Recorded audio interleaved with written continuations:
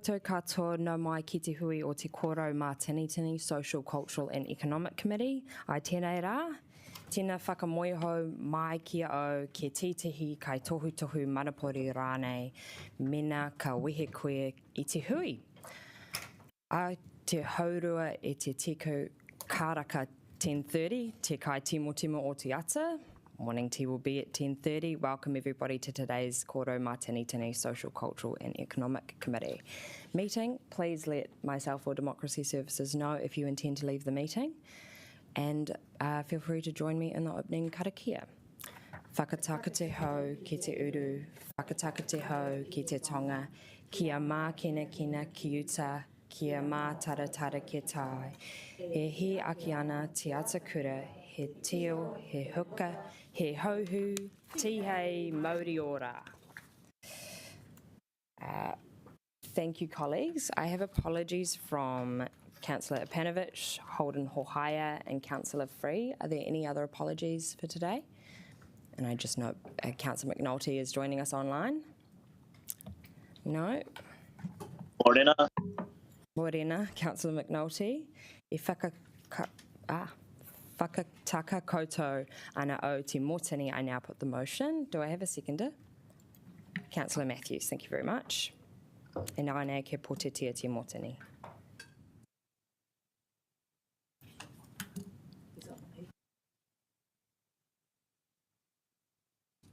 Okay, we've opened the vote, but we can probably amend that. Councillor Young for late list, thank you.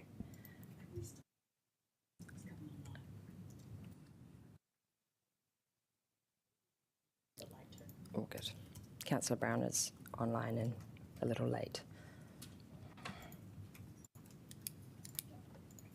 Ko mana te mōtini. I now declare the motion that has been carried. I ngā mema tēnā whakapuakine o taki 5 panga he hangai ana ki te rārangi taki. I don't believe I received any conflict of interest declarations. No. Cool. Confirmation of minutes. E whakataka koutou ana o ki te mōtini. I move the motion. Mawa e tautoko. Councillor Abdurrahman will second.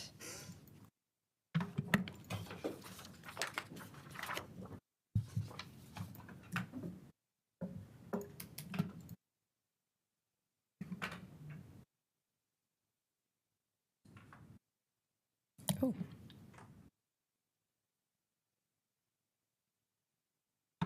Ko mana, that has been carried. Kaore he me mahui ki te rārangi tahi. There are no items not on the agenda. So we move over to item 1.6. No mai haere mai, Don McDonald.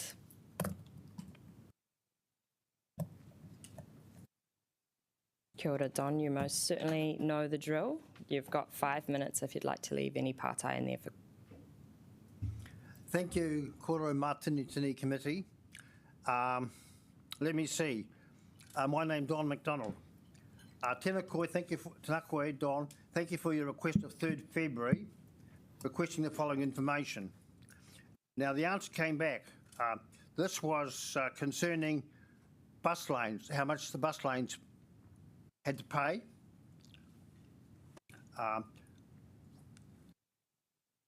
Article says 220k accrued in fines, but how many tickets have been paid? What is the amount of money that has been paid? A total of 1475 bus lane infringements were issued for the Ridderford Street bus lane between December and 17th Jan. As of 28th Feb, 199 out of 1475 have been paid in full, amounting to less than $90,000. Okay, that's the answer, less than $90,000 for the bus lanes. Okay, so if you heard somebody say 220,000, well, that's not, according to this Official Information Act, that was a bit of was way off track. And of course, they've got to click that money. Now, log fixes.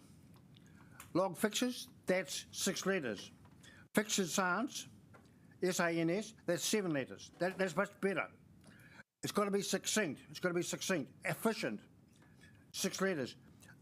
Wellington City Council, well, we say WCC. It's a lot shorter because the characters are very important. Reported by D. McD. Yes. Then confirm the date and the time, as described. And what did they do? What did we do? Is it all good now? It's got to be signed by a senior officer, the date and the time. This does not happen. The toilets, Newtown, 2005, 20 years ago. There's got to be a checklist. Water in Road Street. There's a photo, water in Road Street. Water, another one, water discharge in Rintoul Street. The bus stop, the office bar. These jobs, it's got to be succinct. Leaf litter, 1 tonne. Low branches. Every street got low branches, punch you in the eye. Hospital. Digital inclusion. When you ask for information, please don't send PDF because of digital inclusion. You have to have, well, PDF is not very friendly for a phone. It doesn't work on my phone. That's why it took me months and months. Now, something else? How are we going? 2 minutes to go. Yes. 3rd of April.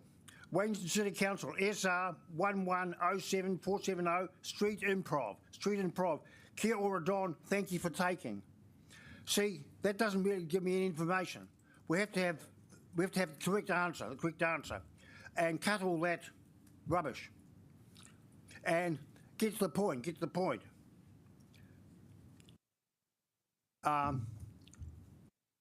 Well, we've got 1 minute, so how's some questions? Kia ora, Don. I see no partai. I did give you a heads up about this, but we are just talking about upgrades to some of our council housing, and I wondered if you wanted to share any experiences you've had with council housing not being so good, and maybe where we could make some upgrades. Well, I don't know much about council housing. Obviously, there's too many cars. So the cars park at the housing, and they break the rules. And the rubbish collection is not efficient. So, well, that's about it. I haven't studied the council housing. It's going to be $439 million, which is a packet of money. Righto, thank you, Don. I see no further partai. Thanks for coming to talk to us today. Thank you. Thanks, Don. No, and we have just had a late request to speak in public participation, and through my chair's discretion, I can approve that. So, no, my Bernard O'Shaughnessy. Kia ora, Bernard. You have 5 minutes, and you can stand at the lectern, or you can take a seat at the table if you'd prefer. Thank you, Chair. Good morning, councillors and the Mayor. My name is Bernard O'Shaughnessy. I've lived in council flats for 16 years now, social housing. I have a few things to say about the matter you have under discussion today. To me, it seems that the Mayor who signed the agreement in the earlier decades was wrong. There was the MDL report, McKinley Douglas Limited, that was done in 2004, a report to local government committee. In that report, it clearly stated that most councillors are committed to operating their housing portfolios on a break-even basis, or in Wellington's case, to produce a surplus for the council's general revenue. That's what happened. So council, in their wisdom, ran down the social housing program, still received the rents, and spent the rents for general purposes. So the non-upgraded flats are cold with little insulation, they're run down and difficult for tenants to live in. The era of the Mayor then was that ratepayers were not told. Ratepayers weren't told of the liability coming up. And so I think the chickens have really come home to roost. So the old tenants have been subsidising Wellington Council operations for decades, until the rent was ring-fenced. So it is hoped and prayed for that progressive mayors and councillors today vote to continue the housing upgrade program, notwithstanding the tough economic conditions you are in. It's a conscience vote. I'll leave you with the question. When in New Zealand have we ever had a realistic combined effort by local and central government to solve our housing issues? I live at 11A 5 Lane. Across the road from me is 12 5 Lane. It was the first state house built in the Miramar area by a Labour government. Thank you. Ngā mihi, thank you, Bernard. We have one question from Councillor Chung. Bernard, thanks very much for coming in. I'm just wondering, do you have any thoughts on whether you're living in a council-owned apartment or a government-owned one? Does it make any difference to you? No, I've been in Wellington City Council flats, which of course the property is still owned by the council, and I'm managed by Te Toi Mahana, the social housing provider.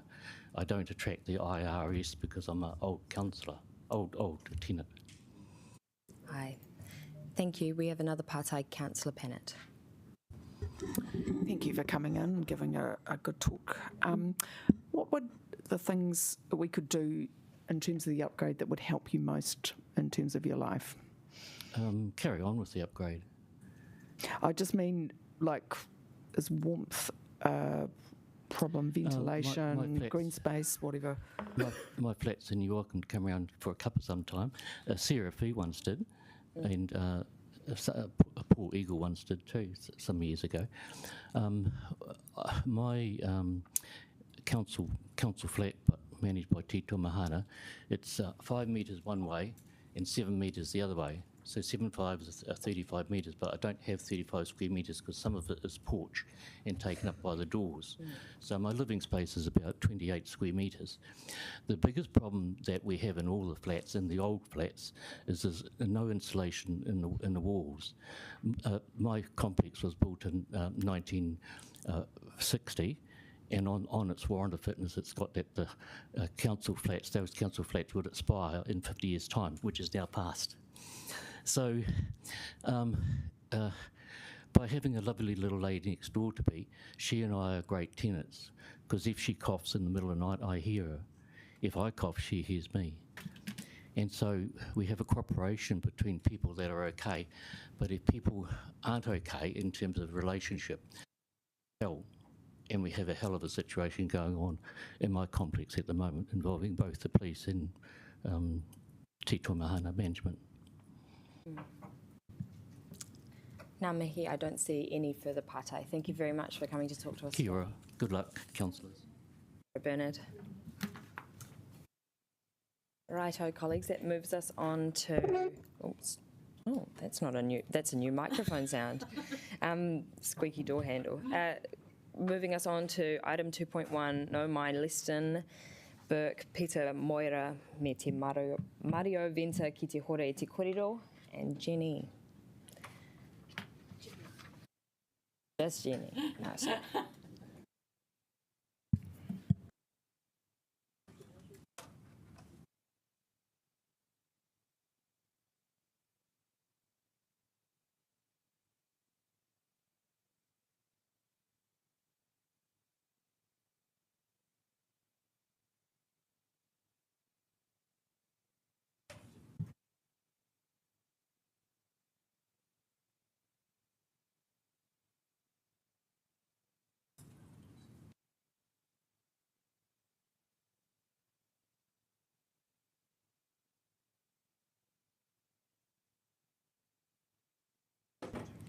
Okay, good to go.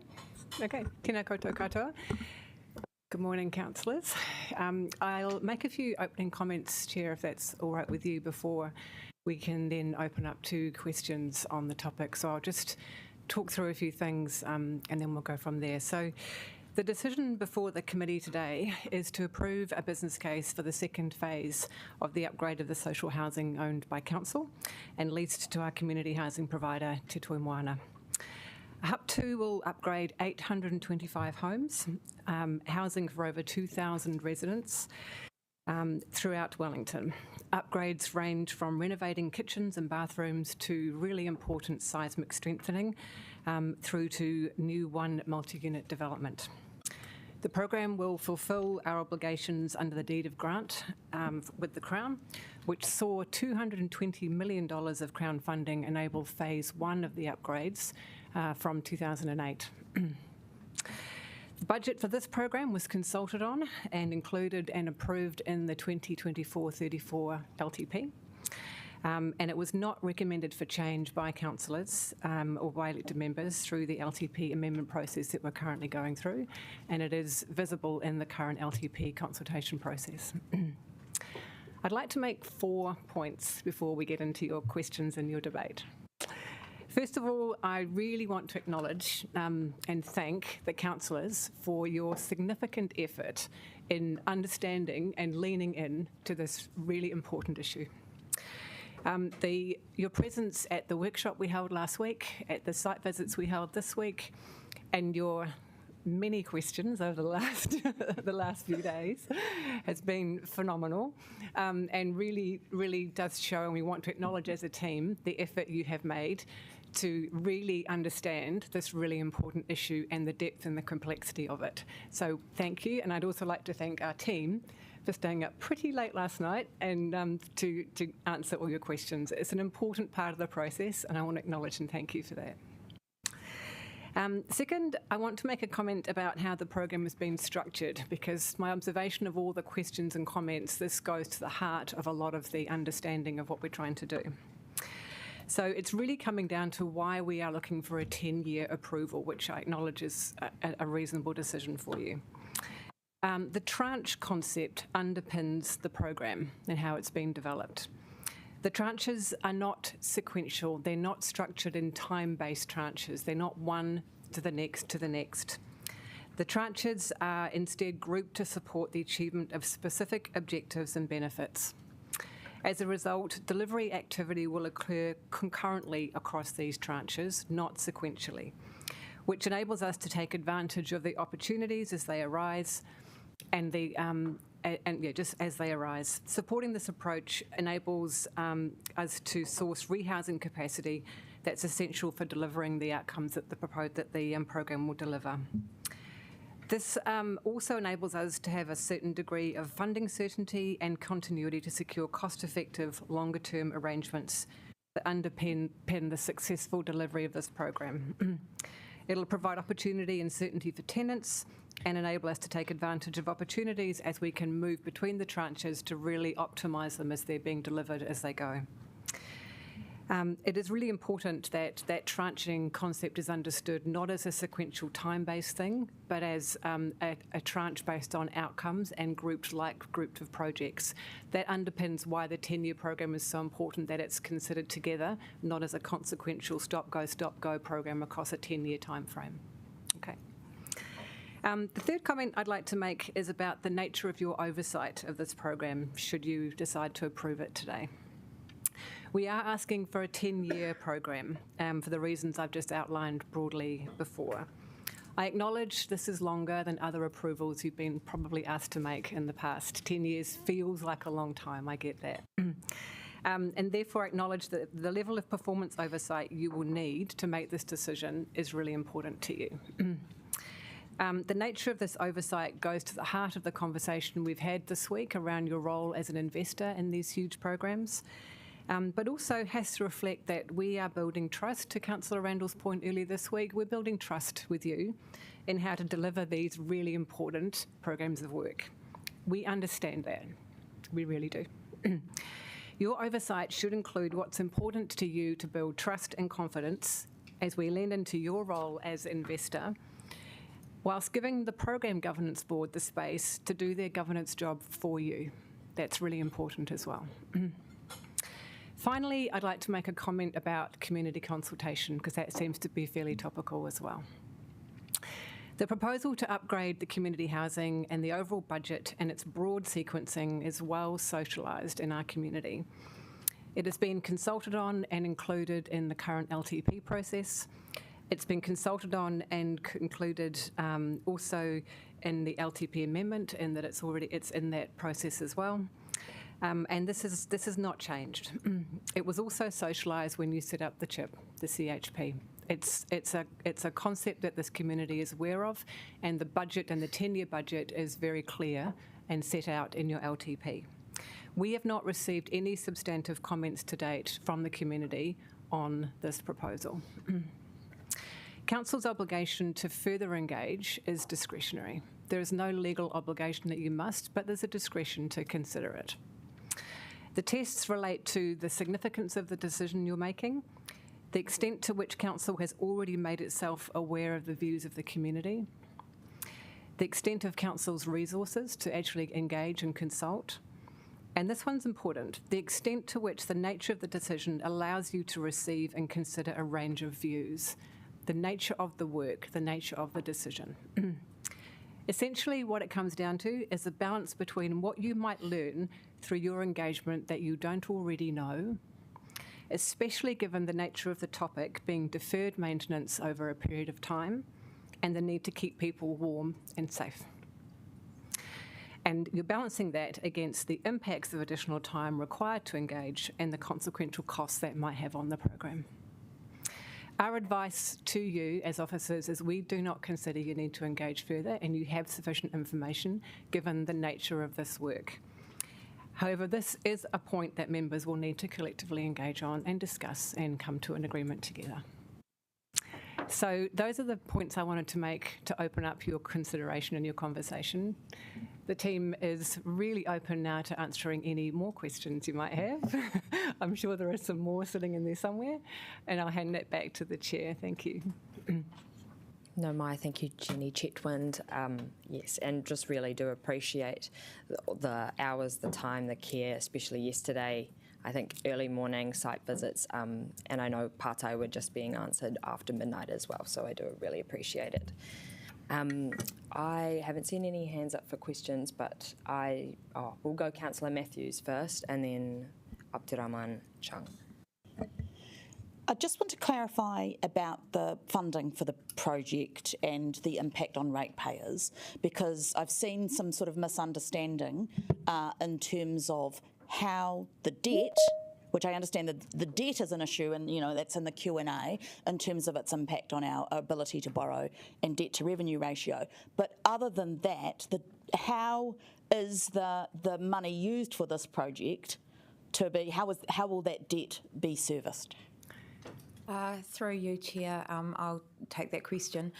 So the entire social housing activity is 100% funded through user fees and charges. So that is the rental income that comes from the properties. That is ring-fenced. And so that's how this activity is funded, both CapEx and OpEx. Obviously, we don't look to increase user fees and charges to fund large blocks of work. So there will be periods where we are drawing down debt or we're using debt to fund the work in the intermediate, but that ring fencing will ensure that that debt is fully paid through user fees and charges. There's a really important concept here because that is what is outlined in our revenue and financing policy. That is what we have that's what we've consulted on with the community and with wider constituents, and so that is the rules that we must follow in managing this.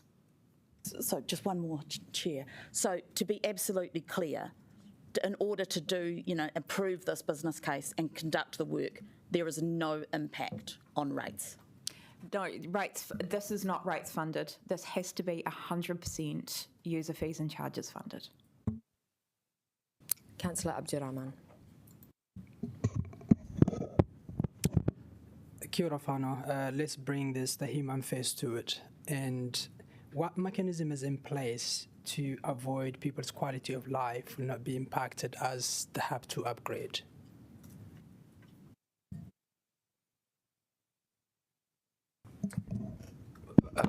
So as we've developed the overall program, we've worked closely with Te Toi Mahana to estimate, to define the work that is needed that will need to occur to minimise the impact to tenants.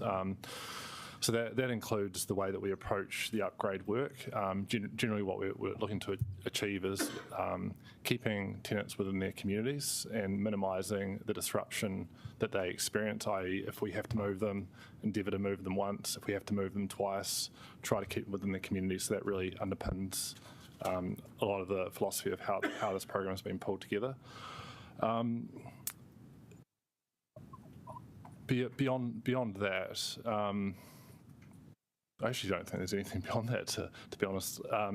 No, actually there is. So as part of, I guess, the overall process to rehome home tenants, we will need to, or Te Mahana will need to work closely with their tenants to define what their needs are. Each tenant has different requirements in their living arrangements, and as those are defined, we'll be looking to match those with the rehoming capacity that we have within the portfolio.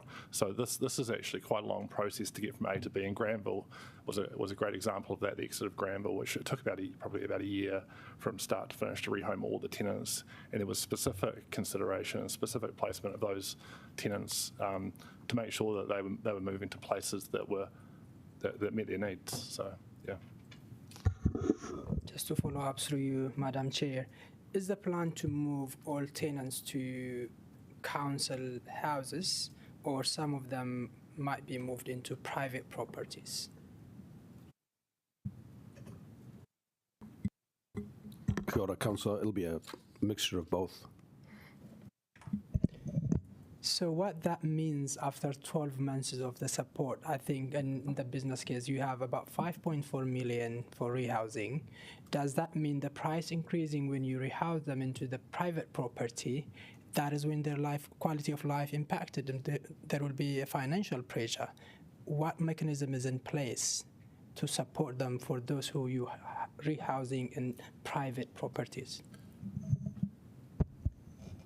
So effectively, the way that we've factored it is that the tenants wouldn't bear the costs of increases associated with temporary housing. So effectively, that's built into the OPEX costs of the program. So basically what you're saying is whether they rehoused in private or council, the amount of money they pay will be still the same, and the difference will be paid by council. Correct. Okay. I'll go back on the list, Madam Chair. Thank you. Councillor Chung. Thanks very much. I have two questions. First question is the oversight of this. So what happens if, and I thank you for explaining the difference between tranches and improving the whole lot. The question is that if something actually runs over, for example, significantly, then would you actually take that funding from another budget so that it covers that, so that particular project can be finished? And then what effect does that actually have on the whole budgeting program? So what I'm concerned about is that we're informed about anything that goes wrong at any time. So the reporting that we will develop will provide as much transparency on the financial profile and how individual projects are performing. So that will give, I guess, some insight. I guess in terms of the management or managing risk associated with the program in terms of delay or unforeseen circumstances, we've built in contingencies at both project level and at program level, and effectively those contingencies will be drawn on for unforeseen circumstances. In the circumstance we get to a particular point within a project and the profile of that project does not look favourable. For instance, we do some further more detailed due diligence of particular projects and go, actually the baseline of that project is not very good anymore. We will reconsider whether we proceed with that project and look at that in the context of the overall program. Sorry, so you have the baseline and you have the contingency. So would we be advised as soon as you actually go into the contingency? Yes, program level. Yep. Okay, great, thanks. Second question. Oh, sorry, was that my second question? Last question. I'll go back onto the list, thanks. Oh no, Ray, sorry, you've still got one more question. Yeah. Okay. Second question is about the consultation that you actually had. So who did you actually consult with, and what were the questions that you actually asked them, roughly? So, Councillor, consultation was broadly done through the last LTP, and I was not here for that process, I'm afraid. But the idea of the budget was included in the LTP consultation and went out to the community on that basis when that LTP was confirmed. So that was the nature of the consultation. Has anyone... That's probably all I can tell you from that point. Oh, sorry, I'll clarify. When I meant who did you actually consult with, did you go to all the tenants in these establishments, or did you go to No. ratepayers, So when you're, residents? as you know, when we're engaging on the LTP, the consultation is community-wide. It's not specifically targeted at specific groups, because the consultation on the LTP is a significant undertaking, and you're engaging on your broad investment intentions over a 10-year period. So the intent to invest in the social housing program was signalled and engaged with the community at wide at that point, and the engagement was really on, we'd like to do this, is there anyone who thinks that it shouldn't be done? So that was the nature of the engagement at that point. It's not with specific tenants, because the question really is, shall we do this or not? I'll just provide a note of clarification. So these are that it is in regards to Wellington City Council consultation, but I am aware that Te Toi Mahana did have extensive conversations with all of their tenants as well. So there was a lot of one-on-one feedback there. But Thank you, Chair. Thanks. Apology, I'll put you back on the list. Okay, Thank you, great, Ray. thanks. Councillor Young. There was a cough at the same time. Was that me? So, look, I'm just a bit confused, Andrea. So, are you saying that it's not that ratepayers will not be funding this? It's going to be funded by the proceeds from the social housing? Correct. So, why is there so much drama about it's going to be $3,233 per ratepayer and all that kind of thing? Is that just not true? No, so that's not true. It's not rates funded. I believe that people are looking at that as a proxy for how much this is costing as a total program, because 438 million, if I got that right, is an extraordinarily large number and hard for people to get their heads around, and people are just looking to break that down. But ultimately, this is what... our policies ensure that this is all user fees and charges funded. Thank you. Councillor Calvert. Yeah, thank you. Can you explain the relevance of the housing operations and maintenance budget in terms of this? Is that where the income comes in from the tenancy from Te Toi Mahana? So there's a couple of lines in the long-term plan budgets. Yep. So there's the one for the HUP 2. Yep. And there is also, HUP 2 only focuses on a portion of the properties across our portfolio. We still have obligations for all of the other properties in our portfolio to ensure that we're continuing to do the relevant maintenance and works on those properties as well. So there is a separate line in the long-term plan for that. But as I said, all social housing activity is ring-fenced, so it's all treated in the exactly same way.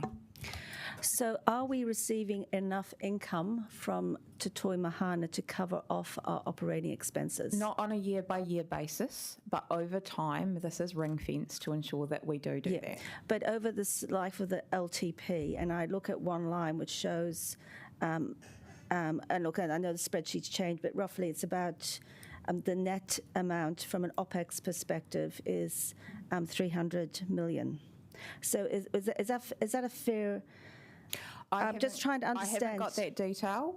It won't be fully funded right throughout this LTP, because we are talking about infrastructure asset, property that has a really long life, and it will be funded over many, many years. But again, it is ring-fenced. But I'm like Calvert, that's three-part. Okay. Well, I'm just not really getting the clarity, and I think that's the issue around this. Thank you. Councillor Pennant. Thank you for all your work. It's necessary. I don't know if you're aware of the history of the program or what went on before we signed the deed, but I guess my question is around how much confidence we can have in the governance process this time, because there have been lots of questions and lots of debates since that deed was signed. The housing was in a bad state when we signed it. You know, the governance hadn't been operating properly before that. Yeah, so it'll just be helpful to have some feedback on that. Thank you, Councillor. Through you, Chair. As I said in my intro, I completely understand this is a significant decision for you to make. It's a large program over a long period of time. Your role as investor, we talked about this week, is really important, that you are able to operate at the right level in terms of your oversight and the information that you get, because you're the investor and you need the senior responsible officer to be delivering this for you in a way that you can trust and you can get the right outcome. We've put a lot of effort into ensuring the governance is set up really well from the start. We have reset the program board, upon which Andrea is a member, I am a member, and Yeston is a member, and we have 3 externals to come onto that board to give us the additional scrutiny as we progress through the program. So the Chief Executive of Te Toi Mahana is on the board. I'm going to be challenged now with the 2 other names because I can't remember them. Bob Hall, who was also involved in HUP 1, who is proficient and has a good skill set in building construction and will be a real asset to the delivery of the program from that perspective. And Alison, yeah, thank you. Yeah, do you want to say that, Michelle? Thank you.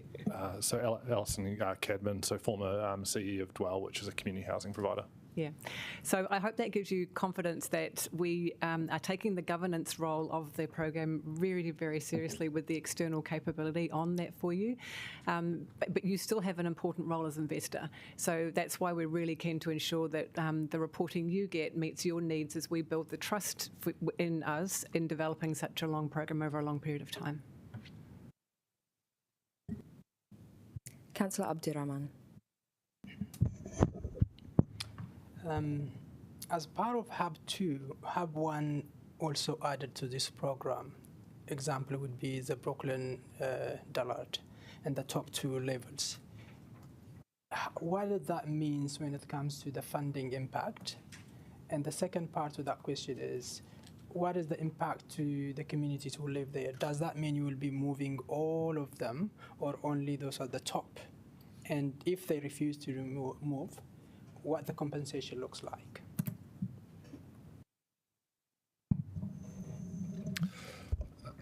So for Berkeley Dallard, the intent is to minimise the number of tenants that we move because the work itself is relatively modest. So yeah, the plan is really to relocate those on the top 2 floors, and as we work through in further detail the specific approach to construction, you know, we might need to change our position on that. In terms of the relocation of tenants for those HUP 1 properties, we're using the same sorts of processes for those properties as we will for HUP 2, looking at it almost at a portfolio level. And for those tenants who don't want to move, we'll just have to work through that. Well, you know, Te Toi Mahana will have to work through the specific cases with those tenants. Cool. In 2007, the number of units and the number of bed spaces council on compared to the number after the HUB 2 upgrade finishes, how much is the difference? How are we increasing the number or decreasing? And if that is so, how that can be addressed? So there has been change in the number of units and bed spaces in the portfolio since the inception of the deed of grant. Overall, with the recommended option, we have a slight increase to the number of units and bed spaces, but not hugely so. Yes, so thank you. So yeah, in the Q&As, there's specific numbers. Sorry, so the total reduction since the agreement of the original work program. So back in 2008 is a loss of about 389 units and 1,041 bed spaces. Oh, sorry. Yes, that's right. Sorry, I'll start again.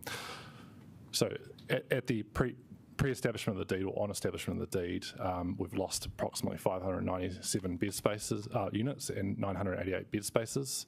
And since the work program was originally agreed, which was subsequent to the execution of the deed, the reduction has been 389 units or 1,041 bed spaces. From where we are now, we're not looking to make a significant change to the number of bed spaces and unit numbers.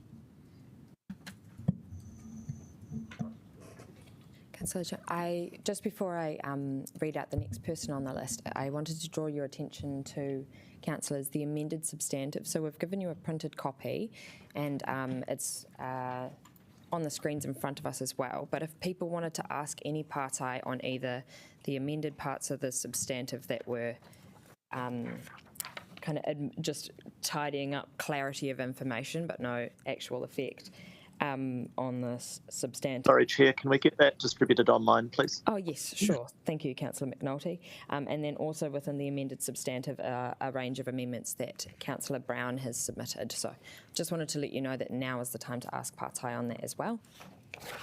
And next is Councillor Chung.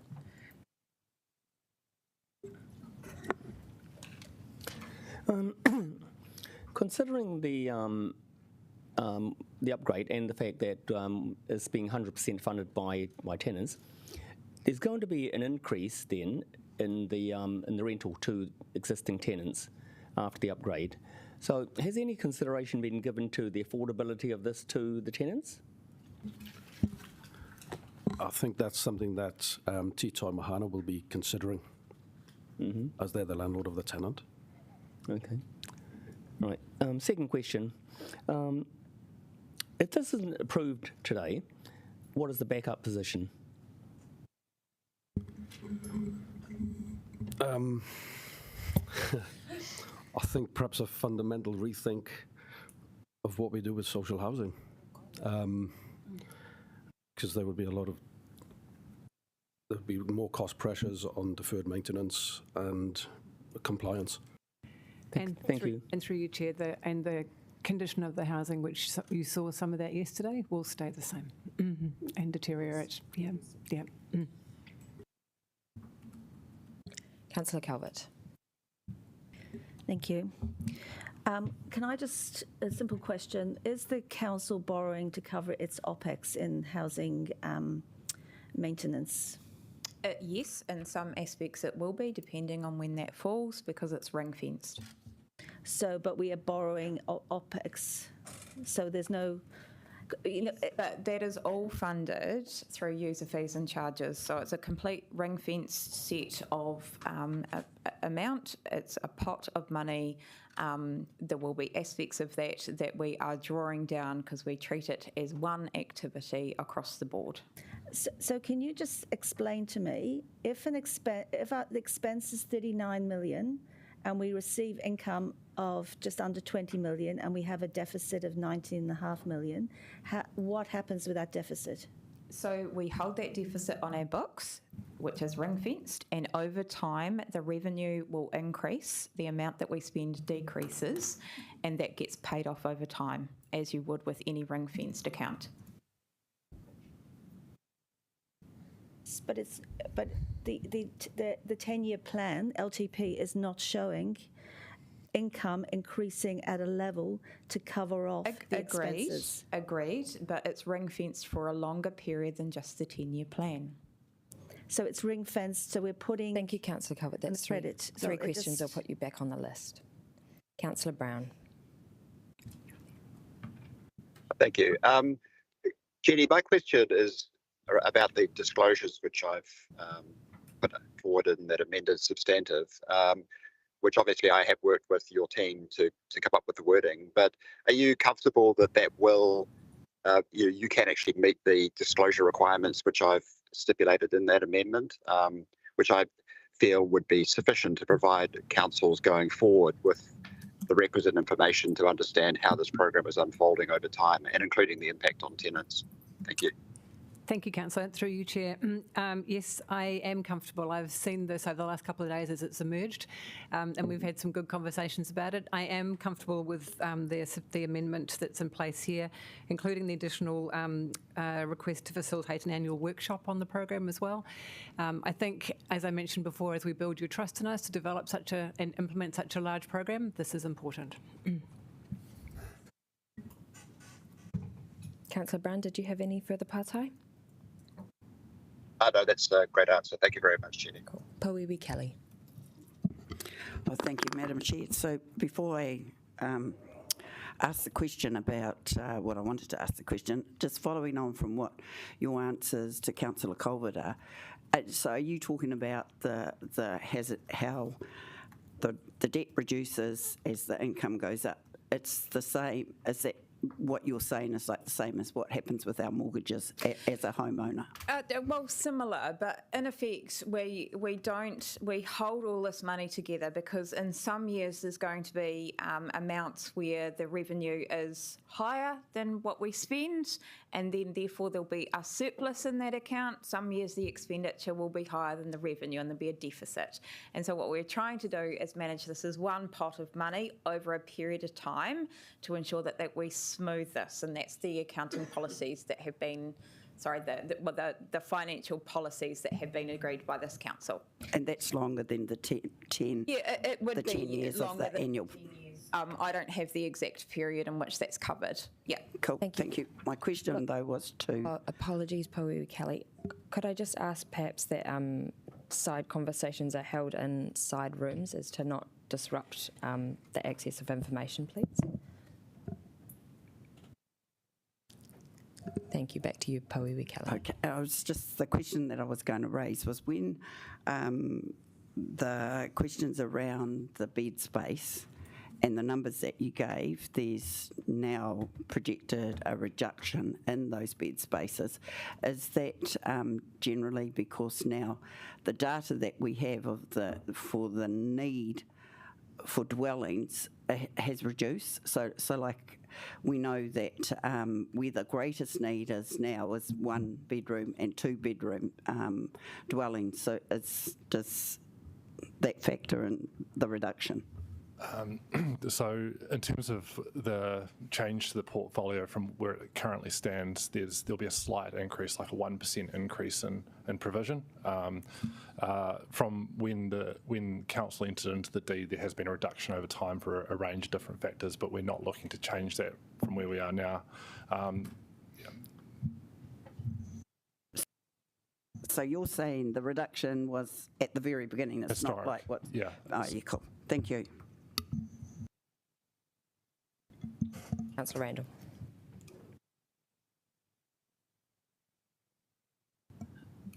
I've got it. So first of all, in terms of the council's rents are set at a percentage of market rate. Does the council provide top-ups to residents' rents? Does it fund top-ups to residents' rents? No, councillor. No, okay, thank you. Talking about the public consultation, which consultation, under which consultation did the choice or options to either continue and upgrade the social housing or to possibly exit the social housing service occur? And when was that, when the options were put out, were they put out with financial implications? So through you, Chair, so Council, the consultation the public consultation has largely been through the development of the LTP, which I've talked about earlier. And at that point, you are asking your community, do you want to include this huge sum of money in your long-term plan for 10 years to upgrade social housing? That is the question that is essentially being asked when you're developing your LTP. That's a question of, do we want to do this in principle? And it's really setting out your long-term intention and communicating that to the community. What we're now doing is bringing back the detail of how that intention will be delivered, which is the options that are in front of you and the recommendation we're making. And as I mentioned earlier, your obligation to consult further is discretionary. And it really does come down to that decision which I mentioned earlier about what you might learn from engagement that you don't already know to make this decision, given the nature of this work, which is essentially deferred maintenance, versus the time and the effort and the cost that you will go to engage further. That is discretionary for you now. And it is our advice that those benefits of engaging are, well, you won't get any more information in terms of the topic and what you need to make this call through further engagement is our advice to you. But that is a decision you need to make as councillors. Yeah, so I understand that's why I'm asking the question. I understand your question, yeah. And so in terms of the option, the costed option or the cost and benefits option for the council to look at exiting social housing, was that put out in the long-term plan? So that has never been a question that you've asked, councillors. That the question to include the social housing in their long-term plan, the budget was shall we include it or not? You have never engaged with the community about whether or not to exit social housing, and that is a huge conversation. Oh, yeah, of course. And just in terms of Last question, yes. The funding options have been costed at like an average cost, which you call P50. And then conservative costings with extra contingency amounts put in, which is P90. You are asking for the P90 budget, so you're asking for a very conservative amount of funding, which means that if things go wrong, you've got even more money that you are going to have the authority to spend across the program. And so just, that's correct? Yes, so that's what the figures are based. What is being requested is effectively a P90 approval. Yes, and what is the P50 budget?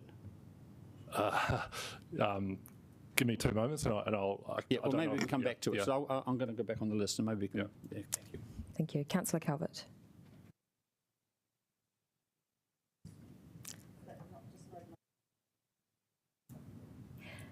Councillor Abdurrahman.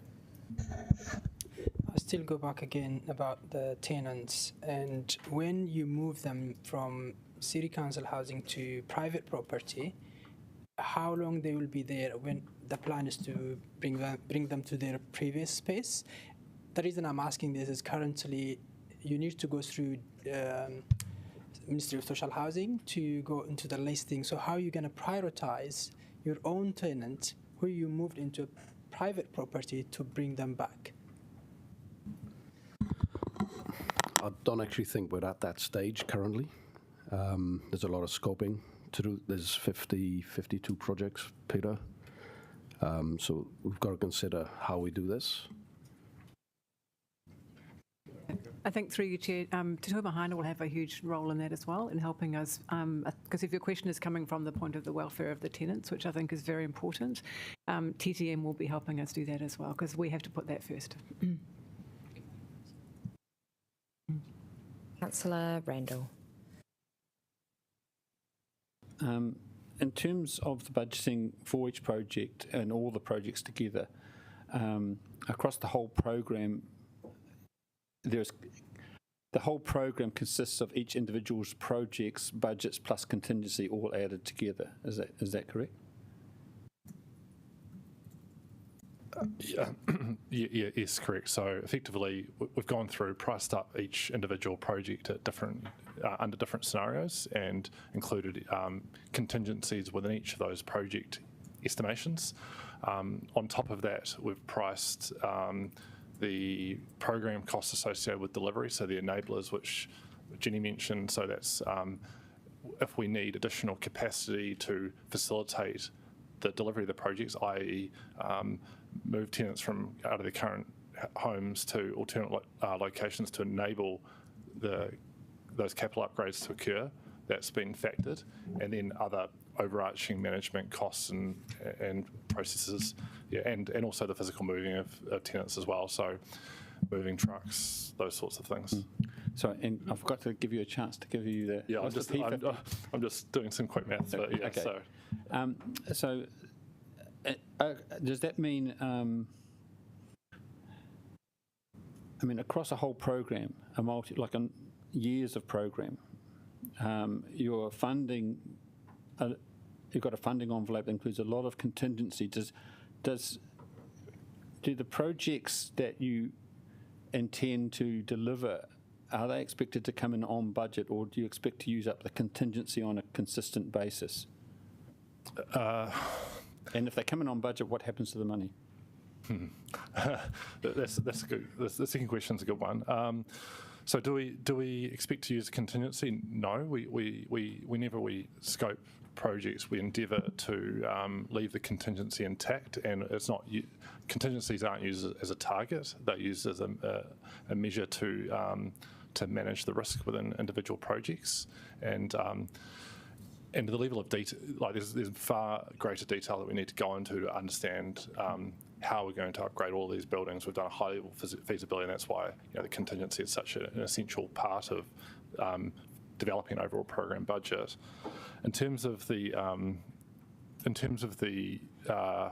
whether the contingency is held within the program or effectively reduced from the overall forecast of the program, we will come back with future decisions around the management of that and make recommendations based on the profile of the program at the time. So if we see that, for instance, like we've been too conservative on a particular matter that's across the program, and we with confidence can say we don't need that money, we will release it. But in the circumstance that we think, okay, well, one thing might have reduced, but another thing's gone up, we might make recommendation to withhold that within the program and rephase it. Okay, and I'll just let you finish your sums. Thank you. Councillor Calvert.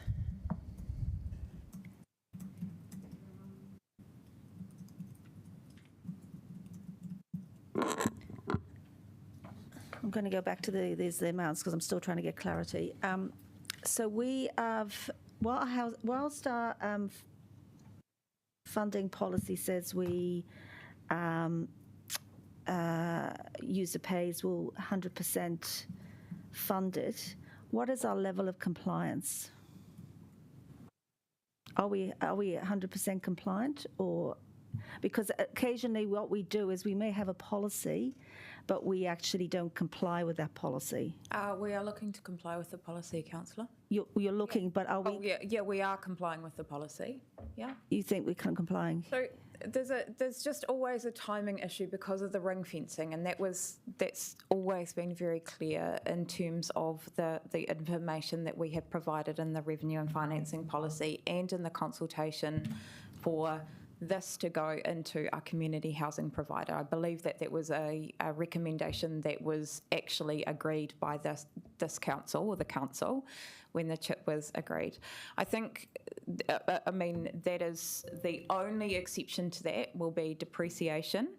And in regards to some of the costs that you may be looking at will include depreciation, which we may not be fully funding because we're doing all this work. So, there are other costs that we need to take into consideration as well.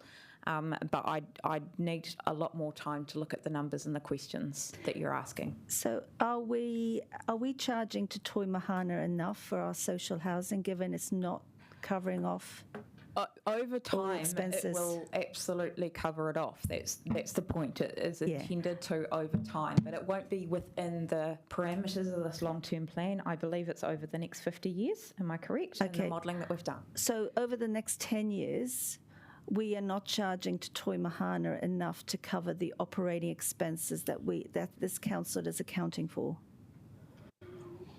I would need to look at that because we are looking at operating expenses, capital expenditure, and all of that together. I would need to look at all of those numbers. Yeah, I think that's where I'm trying to seek some clarity. So in terms of all of this, it's ring fenced. The area of depreciation, we're not fully funding because we're doing all of this maintenance work. It would be silly to double dip into to collect depreciation from our renters at the time that we're upgrading properties, right? So we're making sure that we're not double dipping in that area. So that might go to the heart of some of your questions in terms of, are we funding all this OPEX costs? I just don't know the portion of depreciation within that. We will be funding some of the depreciation though. You know, it comes down to how we unpack all of this. But in effect, there will be some, like as I've said before, over the period of this work being done, the costs that we're incurring for our social housing program, both CapEx and OPEX, will be more than the rent coming in. But and so we'll be running at a deficit, but over time we will catch up, and it will all kind of be netted off. But we haven't got Councillor Calvert. those calculations as yet. Quite a few partai. I'm going to go to Councillor Abdurrahman, and then you can jump back on the list. Kia ora, Andrea. Probably this is a question for you. And we currently charge rates on our housing, and we don't charge the government. Do you think in the future maybe we need to look at and reviewing the rates and the way we can minimize the amount of money we currently charging as a rate to our tenants?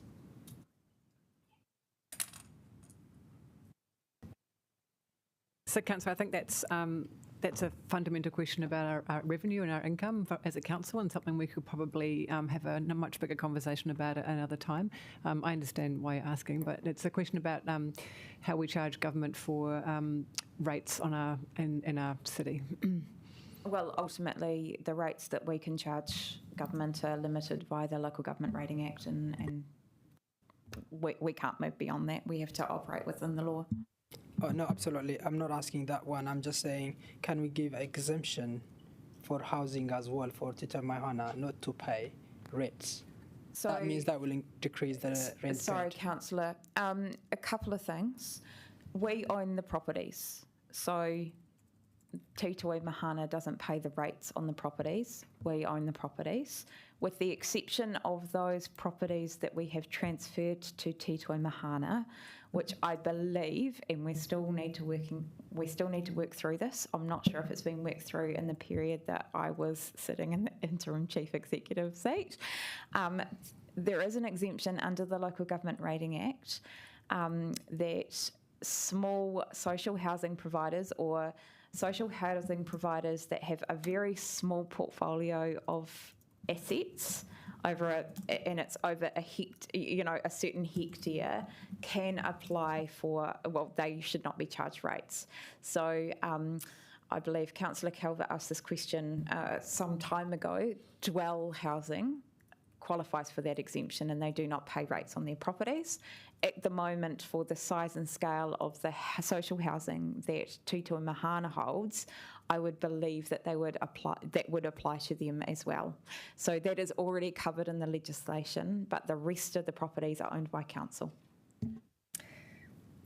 Hi. All right. We have 3 more councillors left on the question list, but standing between us and morning tea. Let that be your incentive to make them short, snappy and relevant. Councillor Chung.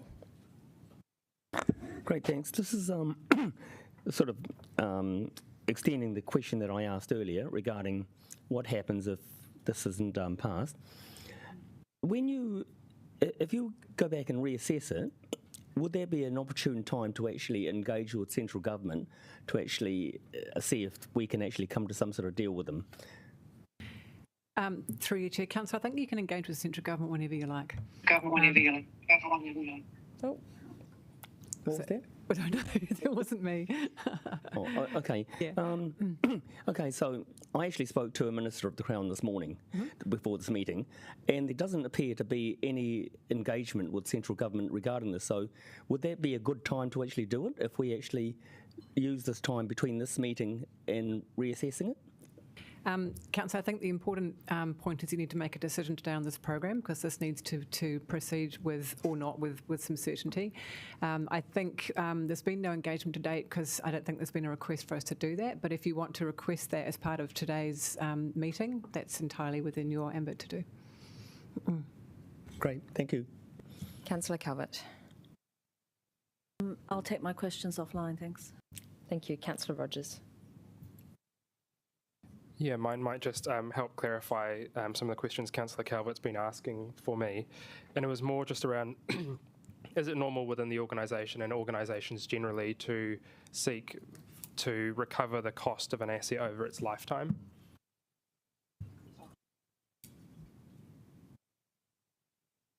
Can you please repeat Yeah, the of question? course. It was just, is it normal within the council and other organisations generally to recover the cost of an asset over its lifetime? Yes. And so I guess that's exactly what we're doing in this case. Yes. Thank you. Righto, that takes us to the end of Pātai Ngā Mihi Nui. Thank you for your time. We are going to go to morning tea now and then come back for the to open the debate after morning tea.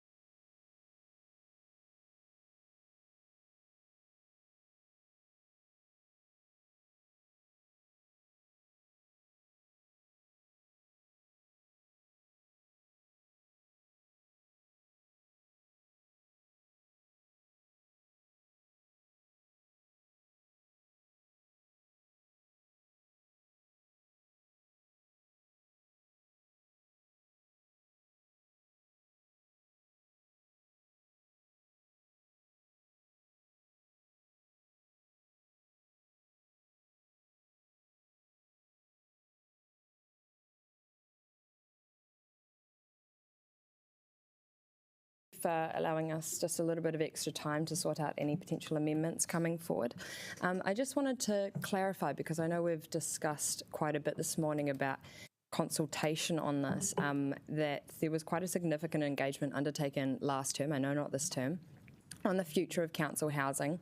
That was pre-Te Toi Mahana, but that engaged with over 2,000 submissions. There was a survey of 1,000 people. Hundreds of tenants came in and spoke to us, and we also presented a significant petition to central government around income-related rent subsidies, as well as I know plenty of us around the table regularly engage with and attend events at our council housing. And to Mihi as well, there is a lot of, I guess, unseen work of income-related programs around making sure our rents are affordable. And to mihi to all of the wonderful tenancy managers at Te Toi Mahana getting the job done. I know they have a whole bunch of this mahi is based on relationships, and those relationships are really important. And they are kind of like the kaitiaki of our tenants in that way as well. Right, so with that, I will move on to debate. Mā wai te mōteni e whakakoutou. Is there a mover? I understand Councillor Abdurrahman, you are moving the paper.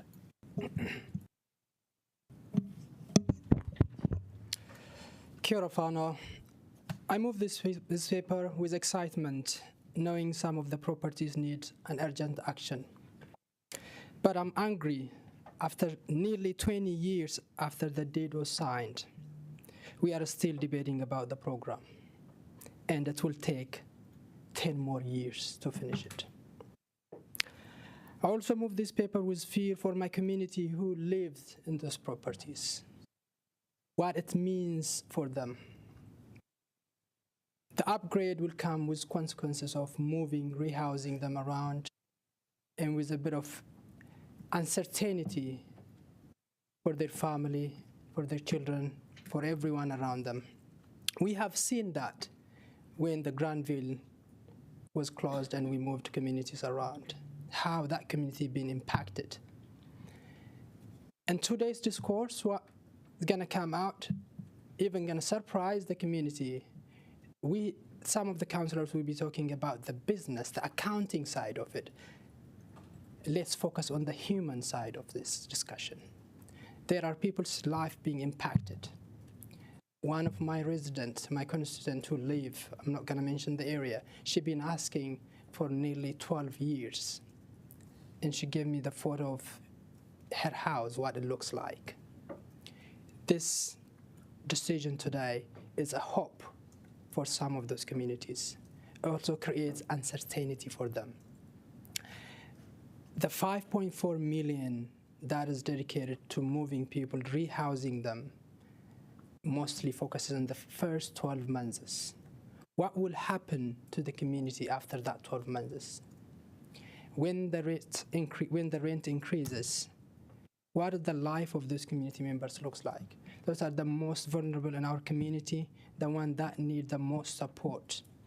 But it seems we are just pushing by looking only from the business side of it. That makes me angry, but I'm excited to see how this can make at least a safer, warm, and healthy place for them. Please support this paper, and I look forward for the debate to be very positive and constructive. Thank you. I will be the seconder, and I will reserve my right for now. He taka he tau patu patu. Is there any debate? Councillor Chung. Thank you for bringing this forward. I have absolutely no issue with making houses better, more comfortable, warmer. We went out to look at houses yesterday, and some of the social housing that we have yesterday, and I can see what they could look like once they've been upgraded. So naturally, I'm more keen on doing this. The thing that I'm arguing against is that, I'm debating with myself against, is that of course, the tenants actually want a better place as well as all of us. We want to. I don't think there's many people that don't want to do the best that they can for other people, and so we do want to have this. But the problem we have is that we don't have any money to do these things. So how can we actually charge these tenants? We're going to have to charge these tenants more to actually live in these places. So do they actually understand what the cost will actually be to them, the extra cost? I don't know what the extra cost would be, but, but because the cost of this upgrade is going to be amortised and passed to the tenants, they're going to have to pick up this extra cost. So does that actually make life harder for them? So here we are, on one hand, we're trying to make life better for them by giving them a nicer place to live in, a nicer, warmer place to live in, but we're also going to inflict the problem of charging them more for it. So where's the balance? Is that actually something that we should actually be discussing with the central government to say that, look, we can't manage this anymore, so we need to actually find a better solution to actually do these things. So as you heard, I asked the question about what would happen if we actually delayed this. So if we delayed it, of course, there probably will be additional costs. There'll be an increase in costs in doing these. So but isn't it worth trying? Isn't it worth going to them and saying that, look, we want to find a solution for everybody. We want to make it equitable. So isn't it worth actually doing this rather than going ahead and not trying these? Isn't it worth trying anything? Thank you. Colleagues, is there any further debate? Councillor Matthews. Kia ora koutou. I'm a very strong advocate for doing the work as laid out in this paper. And I guess I just want to acknowledge all of the work over many years that has gone into this and the team and all of the thought that gives us a program that we can be confident in. And I guess I just wanted to reassure Councillor Abdurrahman that the business side of it, this is a business case, and we do have to deliver cost-effective, and give kind of certainty to the wider community that we are doing the best with the resources that we have. However, for Te Toi Mahana, the tenants, and this is our kind of mission, is tenants are at the heart of everything we do. And I think that on the council side too. So, for example, the rehoming of tenants, so much thought and consideration and resource and care will be put into doing this. It will be very difficult for some people. Some people live in with a lot of very challenging circumstances in their lives, who live in housing owned by the city. But I have every confidence that we will do this in the best way that we can for the communities that we serve. I guess I just wanted to also address the point raised by Councillor Chung about rent. And, this is a very challenging, the housing system is broken. Housing is unaffordable in Wellington and throughout the country. And council, and our CHIP can only do what we can do, and largely we're involved in settings created by central government, and some of them are not favourable at the moment. For example, I had a bit of conversation with the Minister myself this morning online, where he talked about the 1,500 IRS placements. That's 1,500 across the whole country. And, so there does need to be the mechanisms in place to make social housing affordable to run, not just to develop the homes, and so he's talked about opening debt, but, Councillor Brown, if is listening, will talk about how debt is no replacement for income for social housing providers. But, we need to do the best that we can in the conditions that we find ourselves, and I'm confident that this represents this at this time. And we also need to think about, yes, our tenants are paying a proportion of market rents. However, for many of our tenants, there are various mechanisms in place that ensure that the rent charged is not necessarily at the level of the rent paid. And so, there are accommodation subsidies, there is income-related rent, there is an affordable rent limit in place that ensures that there is some payment available to ensure that tenants are not paying above a certain proportion of their income. There is a cap on the rent increase. So it is, I want to say $20 a year for a single person, $30 a year for a family. So there are these conditions in place, and Te Toi Mahana, I am confident, will continue to do the best to ensure that actually we can continue to provide affordable housing for Wellingtonians. That is why we are in this business, both as a council and for the CHIP.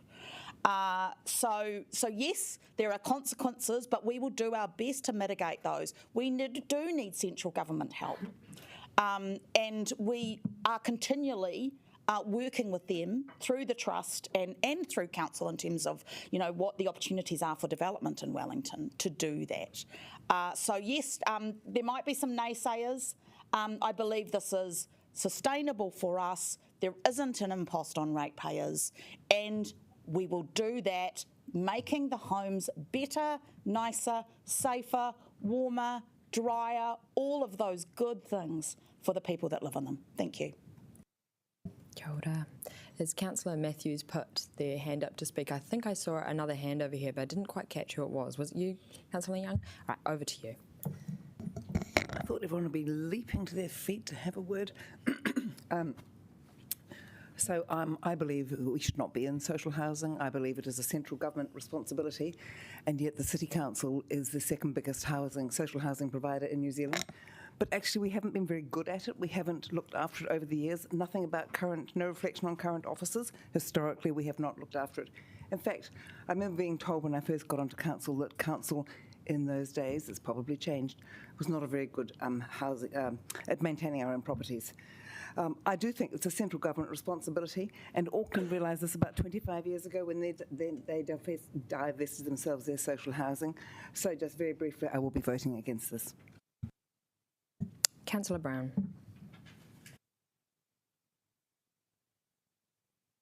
Thanks. I just wanted to actually endorse all the comments which Councillor Matthews made. But just to also note that, in fact, when she said there were 1,600 IRRS places available over the country, in fact, that's actually over a 2-year period. So there have been a rate of 5,000 IRRS places, plus the accommodation supplement was regimes of the previous government, and that has been reduced to a far, far smaller income support from the current government. So I think that what we should hope for is that the current government will continue to work on this area, because we do know that Kāinga Ora is being wound back. We do know that Kāinga Ora is reducing its projects in Wellington. It will be significantly reducing its provision of social housing in Wellington. And so therefore, if not us, who? And the answer to that is absolutely nobody. So I think we've got to do this morally and obviously legally, because we have a contractual arrangement with the Crown dating back to the Kerry Prendergast, Helen Clark agreement. It's not obviously a decision that we're comfortable with. I think that the way the council have run this with the ring fencing is a very, very prudent and a smart way of doing it. Nobody wants to actually, of course, spend this money given that there is a risk to ratepayers, even if it's not a cost to ratepayers. But it is something which we must do, and I think we just need to go ahead and do it. And I think we should also recognise that Peter and his team have done an outstandingly good job on what has been an extremely difficult project. I mean, I'm aware from Te Toi Mahana's own efforts to do a much, much smaller scale developments with its small estate, how hard getting this sort of project set up in this manner. And I think that our officers have done a great job in creating a framework which I think will result ultimately in both improvements to the accommodation that we are providing, and will do so at the least possible cost. So I strongly support what is currently on the table, including, of course, my own amendment. So thank you very much. Kia ora. Thank you, Councillor Brown, beaming in from heaven. You've got a halo. Councillor McNulty. Of course. I'm beaming in from actual heaven because I'm in Johnsonville, so there we go. Kia ora, everyone. Just taking some of the comment around the table so far. So what makes life hard for our tenants? Well, getting sick from black mould makes life hard for the tenants. Having to blow out the power bill in the middle of winter to keep the house from freezing makes life hard. a lack of weather tightness in a structure, or not being able to actually go to work because parents have to stay home and look after their kids that are sick from avoidable sickness. I'm obviously online today for that reason, but I am in an incredibly luxurious and privileged position where I am able to do that. So that's what makes life hard for our tenants. I don't have any objection going into central government and having a conversation around our social housing, but anyone who has paid the least of passing attention realises central government is not coming in to rescue the council in any kind of meaningful way. Like, let's get real. The government's in the process of reducing social housing capacity, commitment and funding. Arlington is sitting empty, and it will do for years. Taking on the problems of Wellington is about as far away as the concerns from the government as rolling out more cycle lanes. So, whether you think this is council or a central government responsibility, it's really clear what the choice is in front of ratepayers. Do we delay and dither, or get the ramp up costs and keep our tenants in squalor, or do we just face up to our commitments and get it done now and get it done cheaply? Because every day that we push this back, it will only get more exponentially expensive. Councillor Pennant. Thank you for the excellent speeches from some of my colleagues. I thought I'd just give a bit of historical perspective. I think that is necessary. So previous councils did inherit a mess. They had not been looked after leading up to to 2008.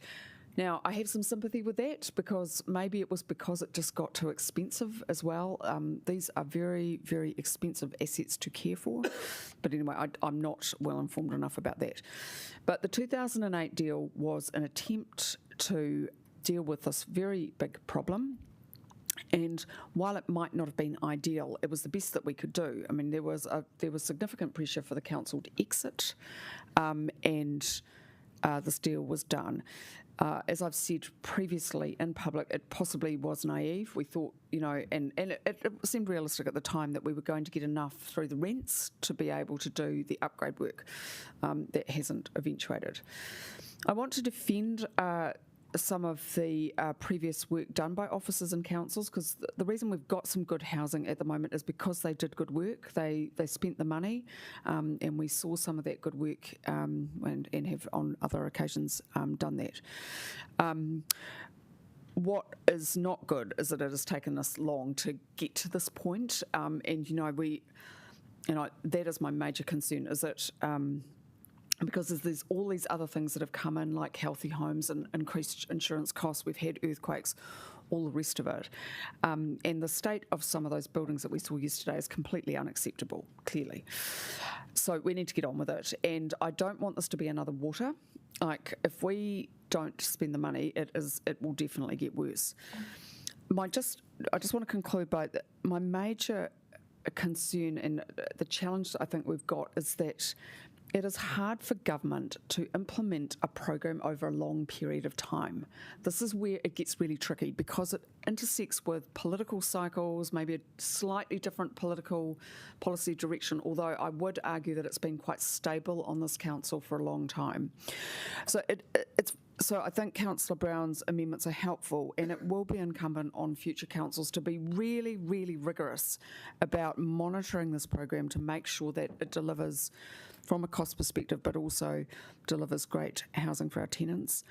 I would die in a ditch over the fact that we own this housing. It is absolutely critical.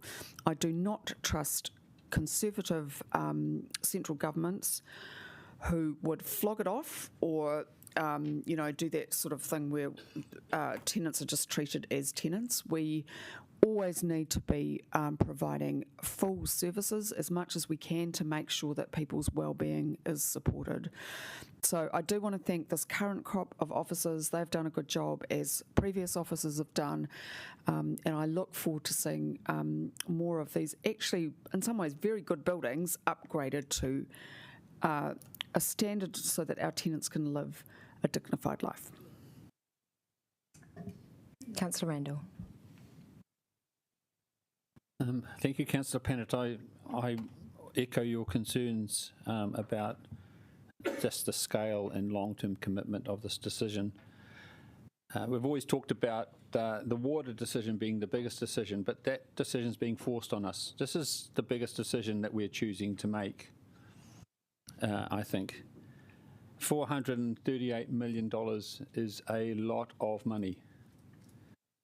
Just for your information, that breaks down into a base budget cost of $262 million and about $176 million in terms of contingency. So just to get the balance right. So we're writing a very big blank check, and we're writing a very big blank check above what the costs are estimated to be. And a 10-year program is a long time to make a commitment. And in fact, it's really a 50-year program if you count the ring fence discussions around revenue and recycling and such like. I want to thank the officers for all the work they've done. I don't say that lightly because I'm critical of some of the things that got missed, but I really appreciate the transparency. I appreciate that there's real detail work and real consideration has gone in right down to the project level. I'm just concerned that we're trying to take this in one big bite when perhaps a couple of bites would have done it better in terms of a governance and procurement perspective. Officers are asking us to take an investor role, step back, and they're going to do the actual governance. And it's on the biggest program right up here. Unfortunately, this council has quite a poor track record of these big projects. You know, you can list, everyone lists them, you know, Town Hall, Frank Kitts Park, the bike rack, you know, all projects that not only exceeded budget, but exceeded budget plus contingency and had to come back for more money. I mean, the bike rack was budgeted at $250,000, including contingency, and it cost us $560,000. So trust is, for me, still quite low. I do want to say that we're on the right path to get there. And the conversations we've had in the last, especially the last 6 months, have given me an assurance that the council recognises this and they're bringing in controls, they're bringing in best practice, and this is reflected in this program. For example, the governance board has got specialists on it. Professional builder is going to be there in the governance role, and that gives me an assurance. But also, I'm concerned about having so much contingency being allocated reduces the, I'll say, tension of keeping focused on being cost effective. I mean, this is something that came out in the Wellington Water problem, that there was not enough tension with the contractors, with the people we were holding to account, to say that if they started missing budgets or they're overcharged, there was no consequence. And I'm very concerned that we don't have enough tension with the project governance, because they've got a lot, they've got all the money, really. I mean, I'll be much more comfortable with going with a P50 budget. And it's not a lot less. I mean, it's about 50 million less. I mean, you know, it's not like a lot of money. But I'd rather go with that, because I do believe across the whole program, over multiple years, most projects should on average come in on budget. So this program should cost $262 million. But I'm concerned that there's not enough accountability and focus to deliver on that. The contingency is too easily used, and in the past record is not very good. It's also too big in a way, because trust to do these things, to enforce these good practices, which I see, but we haven't done it yet, it's earned. And having the biggest one come up first is really a hurdle which I'm really struggling to get over. I do acknowledge the feedback too. They've changed the transparency and increased it. And I would particularly note my request to have an annual focused update workshop is actually there. And so, you know, we're going to have a regular focus on what is going to be one of our biggest projects, programs of work, and that's great. The interaction is a positive step, but I'm just struggling with the sheer scale, because if it goes wrong, can this council's reputation, can it actually, you know, sustain yet another project? Because, you know, the town hall started at 80 million and we're starting at 438. Thank you. Deputy Mayor Phone. Yeah, kia ora. Thank you for the good debate, and Councillor Randall, thank you for that. And I can appreciate your perspective, but I think with the conversations that we have been having, I think we've learnt good lessons. We can always learn more, but from what I am understanding with our Chief Infrastructure Officer, that there are new processes in place for us to maintain good overview. And I also want to thank on that Councillor Brown for your amendments, which just really outline the way we want to have those milestones recorded, have that workshop, have that overview. So yeah, thank you. I think for me, I just wanted to touch on consultation. Well, actually going through the CHIP conversation last term, that was a deeply emotional and very hard time as we listened to our tenants and their experience of living in council homes and the uncertainty that provided. And I just really think it is important we provide as much assurance and clear certain direction as possible, and that is why I support this going through with the amount of consultation that we have done so far, to provide that assurance for our tenants. We've talked about governance, but I also really want to thank the officers. They've outlined the risks very clearly, and I think, I hope that our Audit and Risk Committee will do some work in keeping some oversight in that.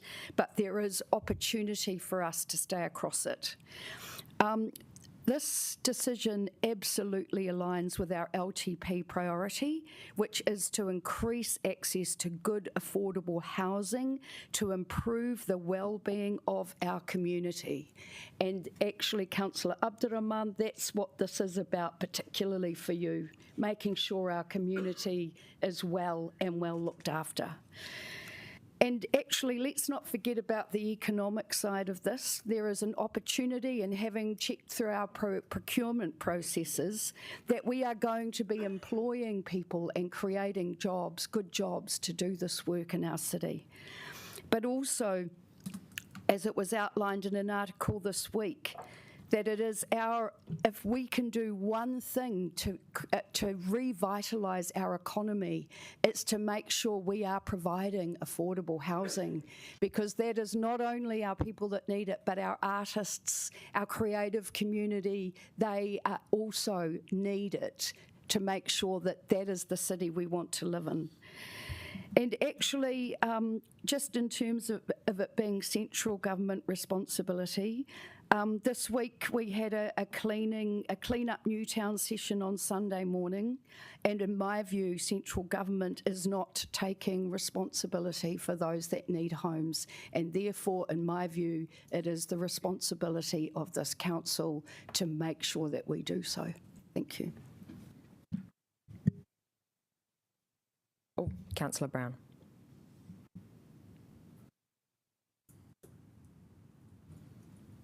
Oh, thank you. Sorry about the halo. Sort of make a couple of comments in response to some of those that other people have made.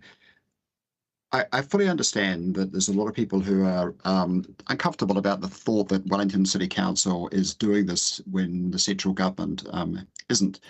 But that is the reality. Central government has a policy today of providing less social housing, or at least at very best at maintaining the level of social housing which Kāinga provides.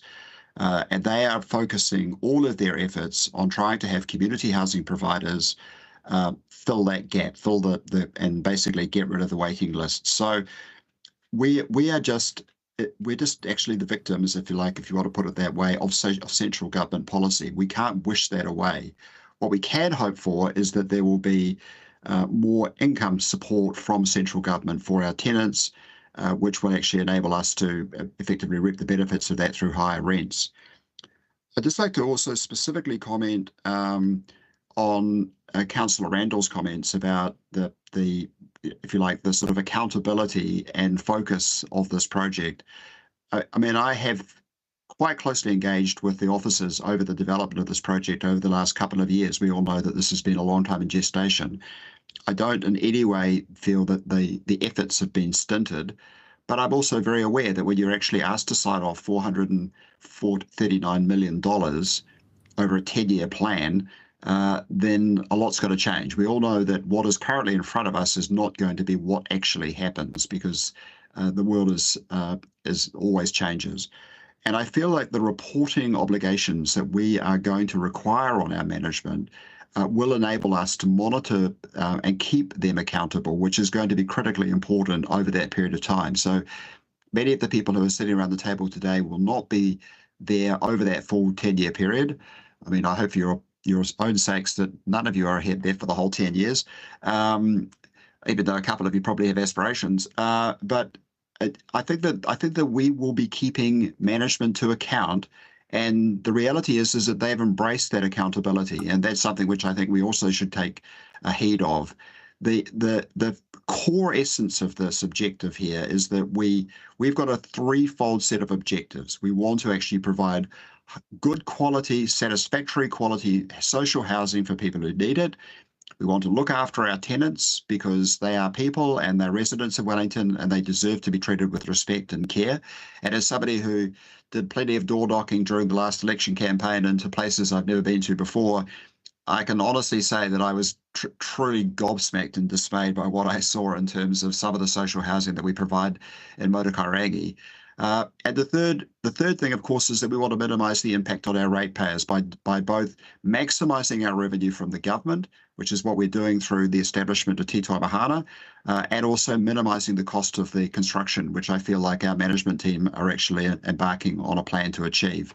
So I feel that we've looked after our three areas of responsibility, and through the accountabilities that we're imposing on officers, we will be kept abreast of how things develop over time. Thanks. Councillor Rogers. Yeah, I just wanted to start off by saying that I was very impressed with the amount of detail that has gone into presenting this business case. I think it is very impressive, even over the last 12 months that I've been here, to see the increase in maturity of the way that we approach particularly significant projects within the council. And I think one of my really important reflections is when we had officers here talking about, how are we managing this project in a way that is different to some of those projects that Councillor Randall outlined. And it was through that professional board level that has got their finger on the pulse constantly, does not have to deal with the noise of everything else that we do as councillors, and is able to report that back to us in a very transparent and concise way. We have people, we're employing them to be on it constantly. And I think that's incredibly important for something that has direct connections to so many people, all of the tenants that form the community that lives in this housing. And I think that's why it's important for people around this table to not look at this as some philosophical discussion as to whether the city should be in housing or not, because the reality is that we are. This is actually a discussion about whether those tenants deserve the dignity to live in a healthy home. You're making a decision about whether they do or don't deserve that. And so it's incredibly clear that a vote for yes for this amendment, as suggested, is a vote to give people dignity. And a vote for no is to deny them that dignity. And I think for any councillor that is voting no, especially if they came on the site visit yesterday and saw some of the conditions of the housing that we do need to upgrade, I do hope that sits on your conscience. That's quite a heavy decision to make.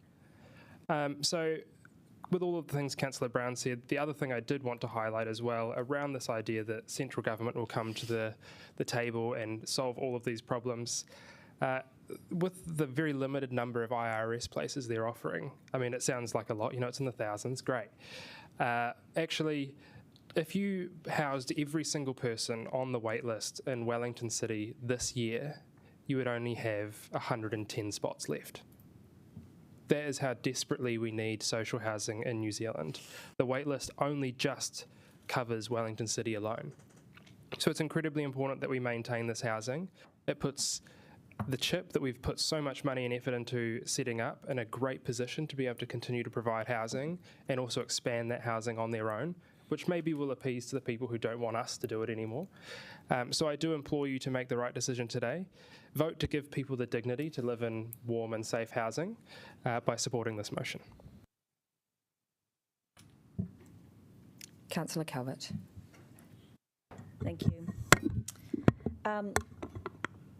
Having been on council for nearly 9 years, I can say this work is necessary, it's overdue, and it's been long expected by our tenants and communities. Many of our residents are living in substandard conditions, and that's not acceptable for a city like Wellington. And I've always been a strong proponent of social housing. I might be fiscally conservative, but I understand the value of good housing. And as a lot of you know, I started my career off at Liverpool City Council Housing Department.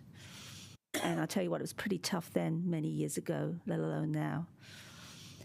So the case for action is strong, but this is a but, because let's not forget about residents who aren't in social housing. You know, residents who may even own their own home and can't afford to heat, can't afford the rates increases that are before them. And we heard a lot from them last year. People are doing it tough out there, whether you're in social housing or not. There's a lot of people who can't afford to insulate their own homes that they may have been in for 30 years. So I just want you to remember that. So dignity applies right across the board, not just to some. And we are in it's a difficult situation. And look, and whilst I just want to remind people about past governments, the previous government promised income-related rents for our tenants, and they never delivered. They were in government for 6 years. They were said to be progressive. We never saw a dime. And that's why we had to get to Toi Mahana up and running in some way. So, but that doesn't stop us approaching the government again. The government's relying on us to be fighting around the table about this, and they'll just ignore us. But they'll certainly ignore us if we don't go and see them. Now, I did think about an amendment to sort of, ask for our mayor and chief executive to go and see them. But I think that's just common sense. It does need to be an amendment to do that. And if we have to move amendments like that, then we're not an effective organisation that supports our people. So I'm hoping that there will be some conversations had. We shouldn't let this current government off the hook. We are adhering to a deal set in 2007. We're not in 2007 anymore. We're in 2025 and looking to the future for the next 30 years. So, we know the government changed its mind on the ferries. We know the government changed its mind about Arlington because of cost challenges. We are equally able to do that, and we're equally able to push back on them. But we've got to do it in a strategic way, in a smart way, because at the moment they're getting away with it. They can go and put their resources into other areas. They don't, they're less likely to care about Wellington. And so, I just think we need to take that opportunity. And we need to be honest with our communities as well. We need to get greater transparency around costs. It's no good saying, well, eventually in 30 years' time, we'll be able to recover our costs. We're setting 10-year budgets. People need clarity about what's happening, about the information. And a lot of people don't understand accounting standards. Even a lot of accountants don't understand accounting standards, because they are difficult to interpret. But we need to make sure that information is clear. And we need to be quite clear about what we're putting into Toi Mahana as well. I mean, we gave them $23 million to help. We gave them $11 million worth of property as well. So, and then I also see, other ratepayers are really, really struggling. So let's not forget about dignity for all people in Wellington. And I did also think about consultation, but then I thought, well, people always accuse us of not listening to them anyway, so why would we even go out? So we might as well just get on, because we, as I think it was Councillor McNulty said, the longer we leave it, the more the costs are going to increase. But I would like to see any government being more progressive around social housing for Wellington and not ignore us. Thank you. Councillor Randall. Yes, I just feel obliged to jump in and note that I take exception to the comments that Councillor Rogers had, making this into do you want people to live in poor housing, or do you want to live people to live in good housing? And that a vote for yes is for the latter, and the vote for no means that we want people to live in poor housing. That's literally not true. And I really wondered if he listened to any of my speech. Okay, because I want this program to succeed, and officers are putting to us a framework under which they're going to deliver. And it's our responsibility as governors, and indeed investors, to make a considered decision as to whether this solution is going to work and deliver on what it promises. Now, Councillor Rogers may be quite happy to write a blank cheque for housing on any particular project, but I really take my role seriously, because I want to make sure this succeeds. And a no vote is not a vote for me against us meeting our obligations to make sure that people live in safe and warm houses. And having it put that way, I find, does not help the debate. I want all councillors to listen, as I've listened, to all the different points that are being made round, and come to an individual judgment as to whether they can support the solution. And I really want everyone to know that around the table, as far as I know, I don't know of any councillor who doesn't want people to live in warm, safe houses at affordable houses in Wellington. And to say that a no vote has anything to do with that is wrong. I'm likely to vote no, because the package is not quite there for me, because I'm not sure it's too much of a blank cheque for me. But you guys make your own judgments. You've all been on the same journey as I. So I just want to make that point. Thank you very much. Cool, righto. I'll take my time for my reply now. So I feel like I've said this a wee bit this term, but the phrase, "this is the most ambitious public housing upgrade in Wellington's recent history," just like the district plan, most ambitious public housing incentivisation in Wellington's history. And that is no small feat, and it's incredibly excited to be at the place we're at today. I was chatting to an old friend of mine who was a mum who raised her kids in some of the housing that was upgraded in HUP 1, the council program. And she told me about kind of the change that she saw in her children. And she said, quote, "My son started inviting his friends over again. I had seen a significant change as he moved from 5 years old up in terms of who would come around the house. He stopped inviting his mates over because he was embarrassed by the peeling ceilings, cracked windows, and the drafts." These upgrades can have a massive impact, not just on the living standards, but also the mental health, the physical health, and the social health of the people in these tenancies. To the criticism that council shouldn't be in housing, we know for a fact that the market does not deliver affordable, healthy homes for low-income families. It just doesn't, and it hasn't done previously. We've seen it over decades that if council step back, as many of our other elected members across the country have done so, selling off their council housing. We've got some up the coast that's in a divestment program at the minute. It's not theoretical, and people start living in cars, hospitals, and garages. If not us, then who? We know that there is a statistical difference. I'm looking at tons of studies right in front of me now, one coming out of Otago, that children have significant benefits from living in stable environments. So that means living in a house that your parents own does actually significantly make a difference to the education and the health of the children. Public housing tenants are more likely to experience overcrowding, frequent relocations, respiratory issues, disruptions in education, and negatively affected social stigma. We also can know that people living in council housing and state housing across the board are more likely to experience mould and respiratory illnesses.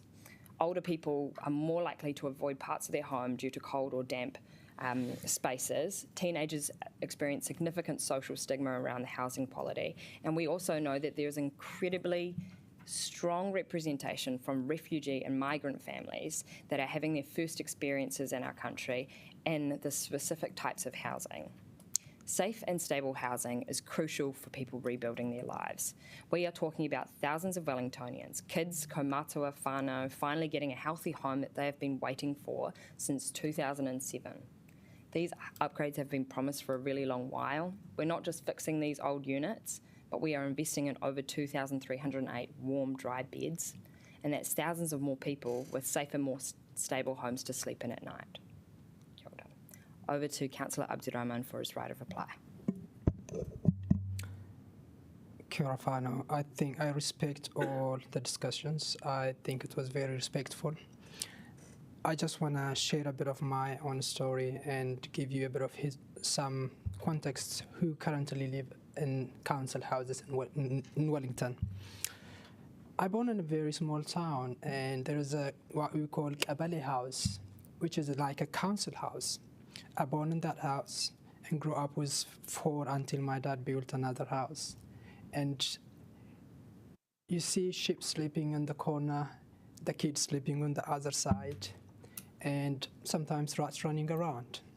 That is the richest, historically rich material in a lot of ways, but because of the system that we have in that country, financially poor. It's a poor country. Because of war, so many people left their country and end up, not because of their choice, because of how the world system again structured, through refugees, through different means, end up in Western society, including New Zealand. Sadly, some of them live the less standard lifestyle, even in the most developed countries. Today, we are talking about the communities, single moms who lost their husband to war, and the central government not providing enough. It's not only about migrant and refugees. Because of how society even structured in here, those who work hard day and night, 70 hours, still struggle to put food in their table. And they end up to live in such a circumstances where they force it. And now it's easy for us to debate, oh, it's about 4,000 bed units and this amount of money, and we're going to do this in 10 years or 20 years. But imagine when you decrease the amount of the properties from 2007, 5,751, you end up now, after the hub to upgrade, less 988. So you can deduct from 5,700, 988. Even those of us who are around this see ourselves as a progressive. What the progress that have been delivered in the last 20 years is not progressive. We have less housing as a result of even these upgrades. And we should support these communities, and today it's about them. It's not only about the money. This council voted, one of the biggest decisions I voted in this council was just like, only 2 months into after I get elected, 500 million for the sludge minimization. This council also approved 329 for the bloody, leave it there, town hall. And now we are agreeing about thousands of livelihoods, children who are growing up in these houses, whether we should upgrade or not. For me, the debate today should have been why it's taking 10 years instead of 5, why it's taking 5 instead of 3, how we can make it safer, warmer as soon as possible. For ideological reasons, some of you I don't understand. Thanks for being respectful. And now let's go to the vote. Naine ka potete timotini. I now put the motion which has been moved and seconded.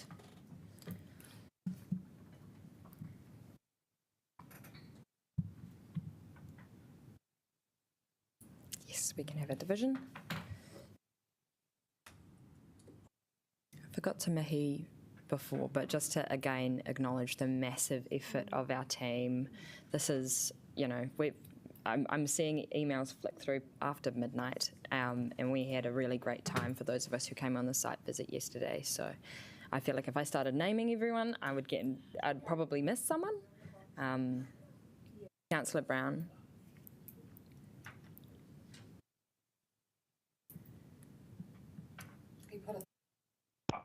Oh, yes. Oh, yes, definitely. We can count you as a yes. Oh, yeah, cool.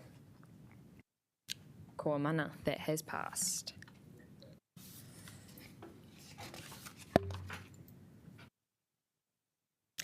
Now on to item 2.2, proposed submission on the water services entity, Taumata Arawai, on proposed wastewater environmental performance standards.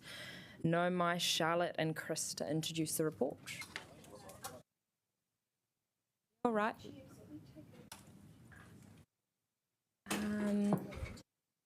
Yeah, all right. Apologies, Chris and Charlotte. We'll do 5 minutes and then come back. Thank you.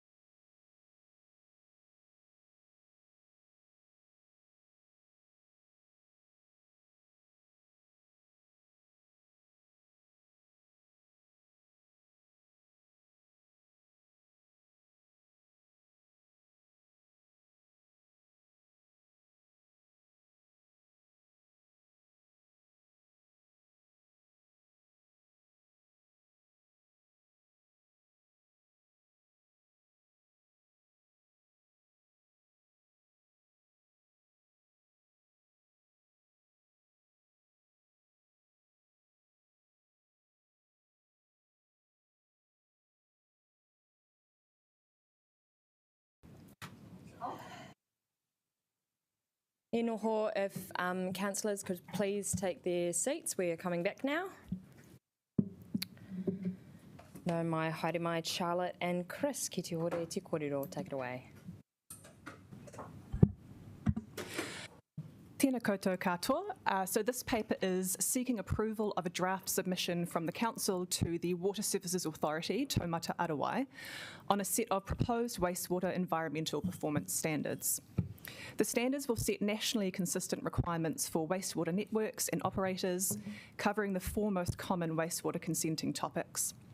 The standards will be implemented through resource consents renewed for existing infrastructure or issued for new wastewater infrastructure. The final standards are expected to be set in mid to late 2025, later this year.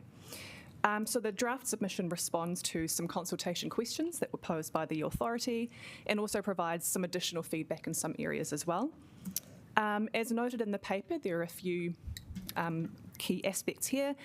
One is that the submission notes that mana whenua, iwi and hapu must be appropriately involved in wastewater management matters, whether infrastructure and services are being delivered by territorial authorities or water organisations.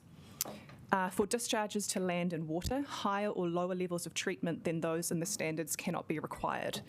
The submission notes that this does not allow adequate consideration of unique local characteristics and issues.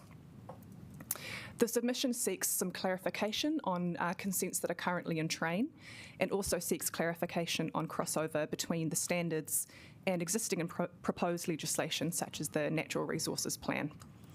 Once the final standards are confirmed, further work will be undertaken to assess potential upgrades and associated costs. I'm happy to answer any potential questions. Thank you. Colleagues, any partai? Councillor Pennant. Thanks for your great work on this and for helping with all the amendments. It says that we don't want to appear, but is there actually any chance to talk to them directly, given it's a Taumata Arawai, not a select committee?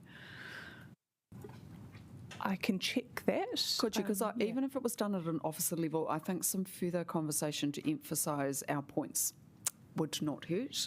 So if you could come back, that would be helpful. Yep. The other thing is, I know the paper says that we don't know about costs yet, but do you have any kind of idea? I'm presuming it's going to be very expensive to get up to scratch. Chris, do you know? Yeah, I do. So there's 3 treatment plants that's in question for us. It's the Kōrau outfall and the western outfall.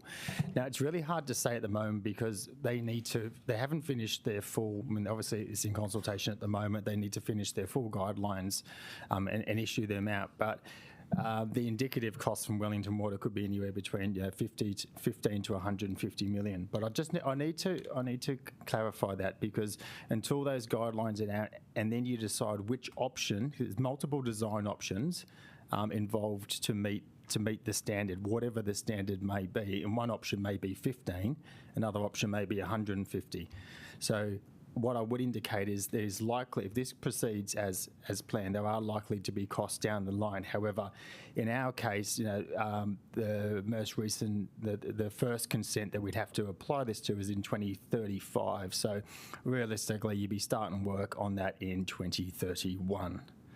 But I'll just stress again, these are really indicative costs, and we just need to wait until the legislation comes out and the final guidelines are provided. Sorry, can I just ask another question? Why would we wait till 2031? Because the same rules essentially are going to apply. This is for new consents, which are going to be 35 years. So if our consent's not expiring until 2035, you're not going to go and you're not going to go refit the plant until you need to. So we can't make any improvements in the meantime? Well, not really. I mean, the improvement we're talking about is essentially relining a 6.5 kilometre outfall pipe. So it's pretty, I mean, it's not putting paint on the wall or anything like that. It's pretty drastic. Cool. Thank you. I had a question just because the amendments on this have been incorporated in the substantive. Did officers have any reservations about any of the ones in front of us? You go. No concerns. Hi, cool. All right. I see no further partai. Cool. Mā wai te mōtini e whakakoutou. Is there a mover? I understand Pauiwi Kelly is going to remove this report. Thank you, Madam Chair. I'm happy to move this motion and the amendments that are now included in the substantive for the Council's submission to the authority.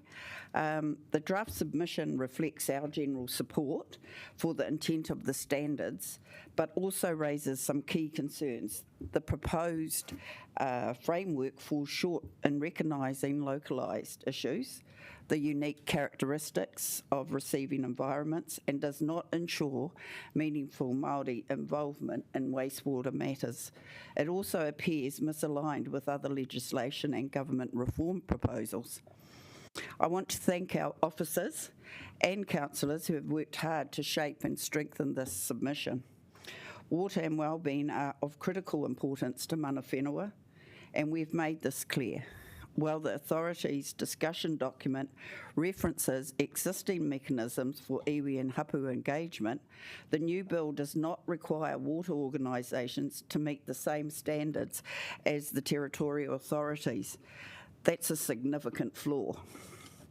Mana whenua, iwi and hapu must be appropriately involved in all aspects of wastewater management, no matter who is delivering the service.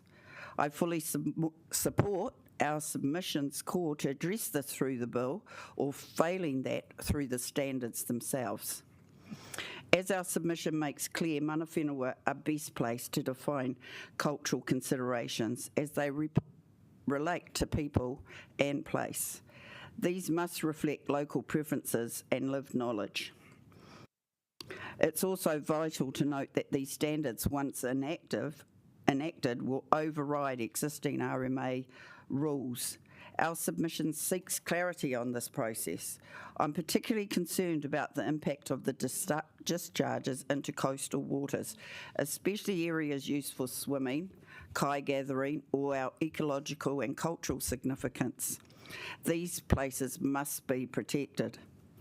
From my own home window, I regularly see the effects of discharges into our coastal waters and our beach.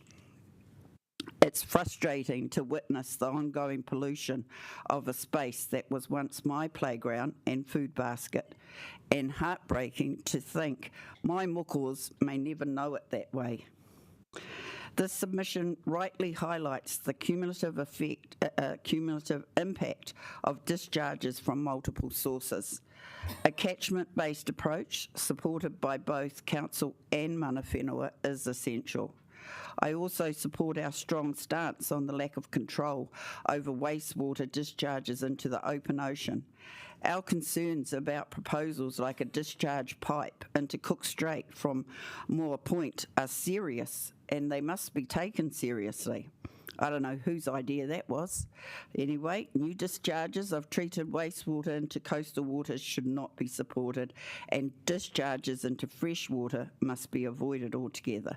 Finally, our submission questions the proposed controlled activity classification of certain discharges without limits on volume or frequency. This is a major gap. A framework that manages overflows based on risk is essential, and at the very least, necessary. In closing, I'm proud to move this motion. I thank everyone who contributed to this work, a collective effort to protect our environment, our communities, and our mokopuna. I welcome the kōrero ahead. Ai, kia ora, mā wai I tautoko, Deputy Mayor Finn. Kia ora, Pauiwi Kelly, thank you. I think really you've said it all, but I just want to probably thank officers and just councillors, please appreciate that there is a body of amendments here, but I just want you to know that the officers have supported this mahi, and what is in behind it is the just trying to provide emphasis along with our tākaihere partnership that mana whenua, iwi and hapu must be, as Liz has already said, appropriately involved in all these decisions, that a blanket approach is not not the best approach, and that localised impacts and voices must be considered. And it seeks, the amendments also seek to keep improving environmental standards over time, because I think, as Liz pointed out, with looking to future generations, we want to make sure we're doing a better job. And it's also adding examples of what we've done in Wellington City and experiences, particularly around Te Wharewai Paranuku, our new sludge minimisation plant, and the Porirua Harbour Accord. So I do ask for your support. I appreciate that it is a complex topic and a block of red in front of you. Thank you. Councillor Pennant. Thank you very much, Chair, and I'd just like to thank Poiwi Kelly, who has been very staunch on this particular issue. I remember you last Tronium insisting that we do better, and rightly so, and this is one of the many reasons we need mana whenua around the table, because we get better environmental outcomes. Thank you. So look, these, and I'd like to thank Deputy Mayor Foon, who did even more amendments than me. So you're learning. That's excellent. And Poiwi Kelly has even said that she won't hassle me again about my amendments, because I have 3 here. So that is good. So look, I think the officers have done a good job. Really, where I've just come in is to make some things stronger. So I support national standards. I think we need to be regulated. We haven't done a good enough job in the past. We've treated our environment like a toilet. So this is a good thing. And look, the costs are going to be a difficult issue to navigate, but we're just going to have to do it. Look, some of these standards, though, there are some issues, and so the idea that a discharge should be a controlled activity is unacceptable. This means that you have to let it happen. You can only put some conditions on it. That's not good enough. So I'm glad that issue has been picked up. I have strengthened the wording around going above the standard, because from my perspective, this is like the Building Act, where you basically pander to the lowest common denominator. We need to go usually much higher than the minimum standard if we are really going to look after our environment. It is good, of course, that you can't go below it, but nevertheless, we need to have higher expectations, and I think the officers have done a great job of pointing out the sort of perversity of saying, well, under these standards, they may be more permissive than what we've already consented for. So I'm glad that has been incorporated are at 2.1. Cumulative effects are a bugbear for me. That is in the RMA, there is some academic debate about whether it is good enough at doing that, but absolutely the standard must take those effects in. The problem being that when someone gives a consent, if they're not looking at other issues or other similar activities, they're not looking at what the overall picture is, and that's one of the reasons it hasn't been dealt with well since 1991, is that we've still got so much environmental damage. I do want to thank the government for actually talking about beneficial reuse. Who would have thought that that would come from a national government? It is. I appreciate there's some cultural issues around that, but it seems that they can be dealt with. And so, from my perspective, there's nothing much that should be wasted, including human waste. So that is great. There's some encouragement. And finally, wouldn't be amendment suite without me mentioning climate change. Again, the document rightly points out that that does need to be looked at. What is the impact in terms of these? They point out that the plants can be particularly vulnerable to the effects of climate change. We also want these plants to be run in an environmentally sustainable way too, taking some responsibility for reducing emissions and so on. So that has been included there, and that makes me feel much more comfortable. And I'd certainly support, if there is an opportunity, representatives of this council, Poiwi Kelly probably, with officer support, to go and have another conversation with them to really emphasise the importance of the points that we are raising, because they are very important. Thank you. Councillor Calvert. Yeah, look, I looked at all these amendments in red and I was like, really, do we have to? And just like, I'll just vote against them. But the only one that sort of struck me was probably 2.7, and it brought, it talked about the catchment aspect of things. So I thought that's a really relevant point to put in, and a solid example. And I just would like to point out to my colleagues that if we're supporting a catchment-based approach and understanding how our pipes connect, our streams connect with other parts around the city, then we need to give that due consideration when we're thinking about what entity we should have going forward.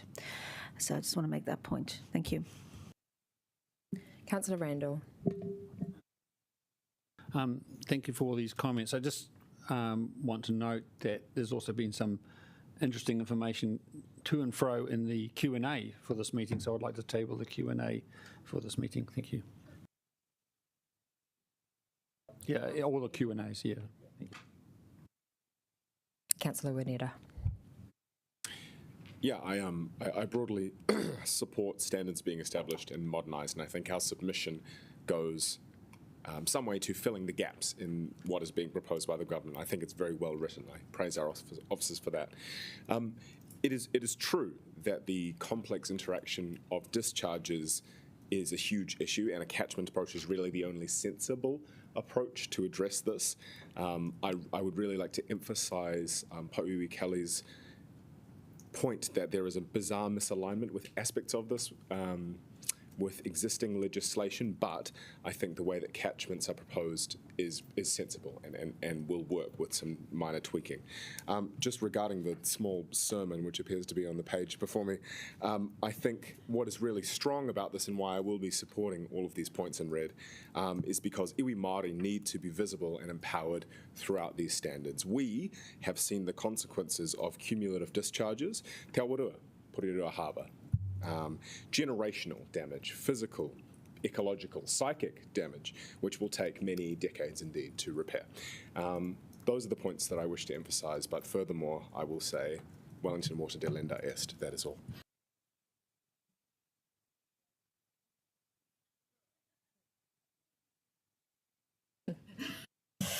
E te kaikoni here Pauiwi Kelly I pēranga ana koe kia whakautu, kia koe te tikanga.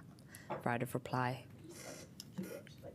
I don't actually do this, what I'm going to today. And that's essentially because I just want to reiterate what we're putting in here about the involvement of Māori, of iwi and of hapu. So I just want to reiterate that our coastal waters are not a dumping ground. For mana whenua, water is not just a service, it's whakapapa, well-being and the future.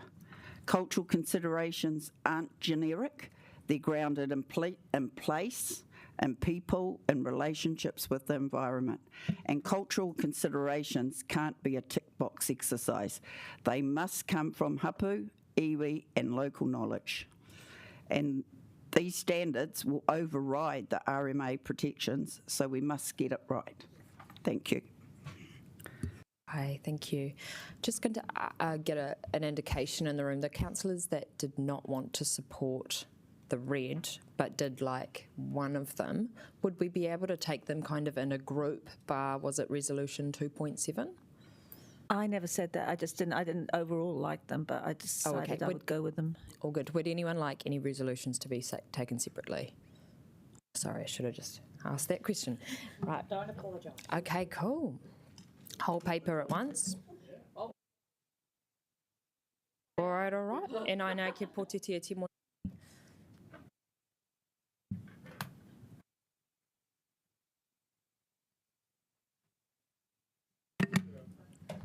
Well done, all the wastewater colleagues that have paid lots of attention to this week. Hey, ko mana. Unanimous. The great cheering that's getting us there. Okay.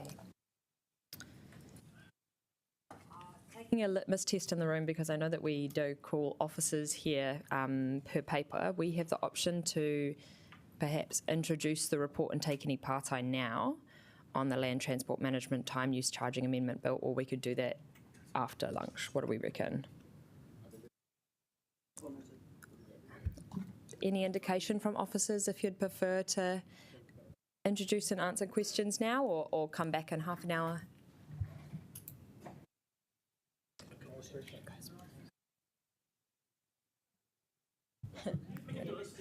Yeah, thanks, Sean.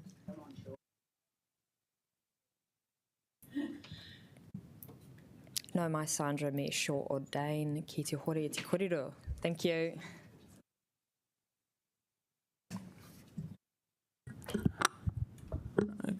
Good afternoon, councillors. Before you is a submission on time of use charging. It is designed to inform the Select Committee considering the bill on the council's position on the use of this tool. It is not designed to specify what a time of use charging scheme would look like. It is instead designed to make sure that you have the options available and the certainties to design a scheme should you wish to do so in the future. We'll take the paper as read, and we're happy to answer questions. Councillor Pennant. That's a very good submission. I'm not moving any amendments, so thank you for that. Just the one question I've got is, can we charge people as much as possible to mitigate the environmental impacts? Because it says, that, and regional council said the same thing, we're not going to raise that much revenue. So the bill is predicated on the effect in shifting demand. It's not predicated on raising revenue. So basically it only allows you to charge as much as you need to shift demand curves.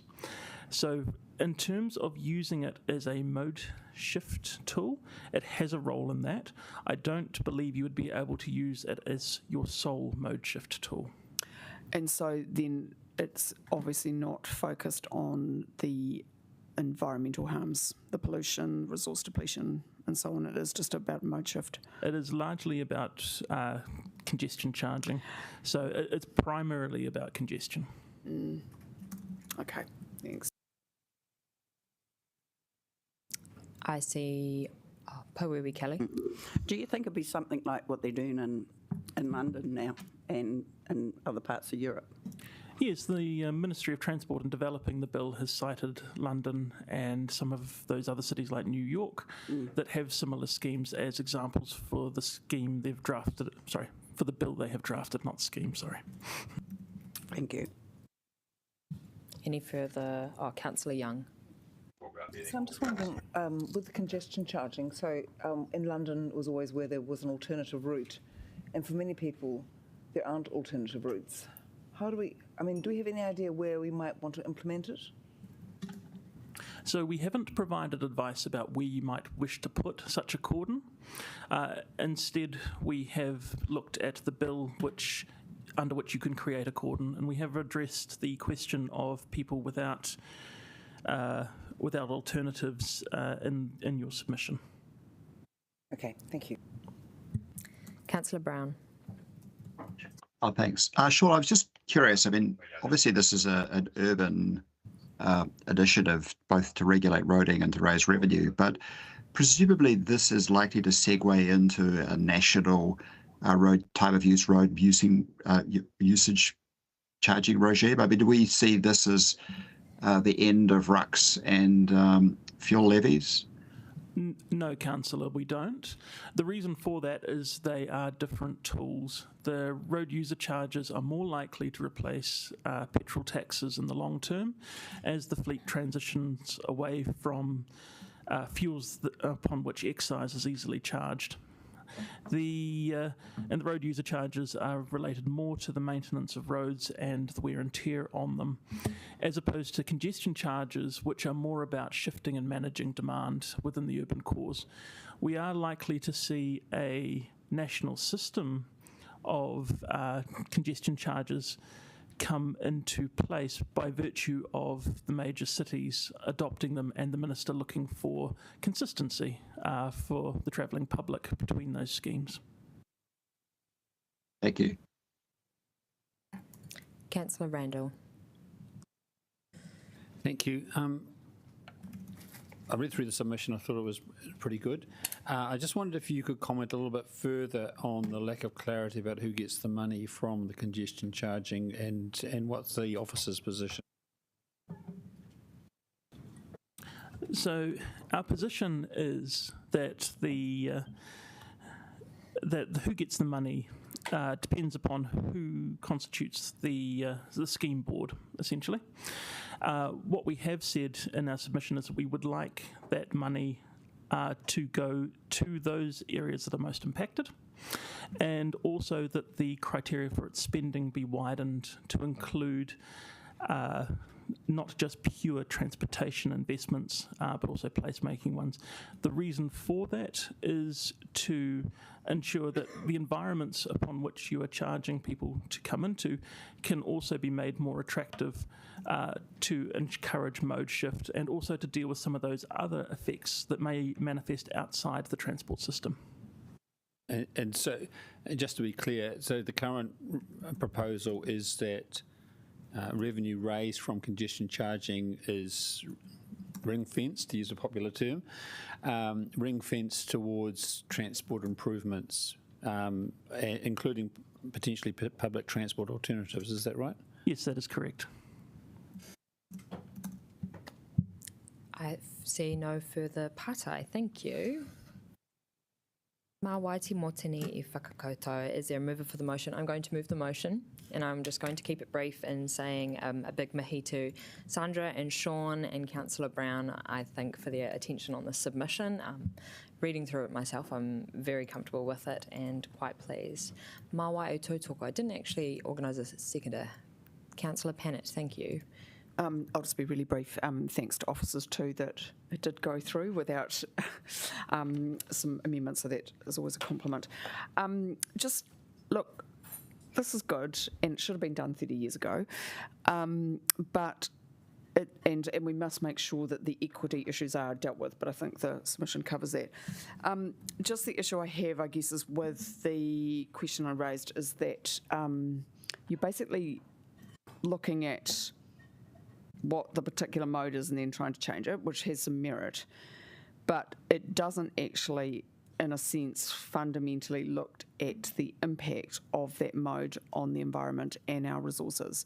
So, you know, as you know, councillors, I consider it completely mad to be using burning fossil fuels to move ourselves around. It's, you know, it's bringing us to our knees and it's depleting a resource for future generations. So, it's not the ideal scheme, but look, at least it's an intermediate step until we do get better at pricing resources, because we are hopeless at it in the West, and that is it's a big conversation, but it does need to happen. Ngā mihi, Councillor Pannett. As we move to debate, I think we could probably break for lunch about now, and just over the lunch break, can I ask that Councillor Brown, I understand you have some amendments. If you are able to just make sure those are super finalised so that colleagues can have a look at them over lunch, and we will be ready to come back into debate in a wee bit. I didn't even know we were having any. Otherwise, I might have waited. Or perhaps I should. This is a conversation that maybe could be had offline. Doing those at the last minute. Councillor Brown, if you are able to confirm whether or not you still are planning to move your amendments. Hey, sorry. Yeah, let me actually just talk to Sean, if you like, over the break, and I'll sort that out over that period, if that's okay. All right, cool. Thank you. Thanks.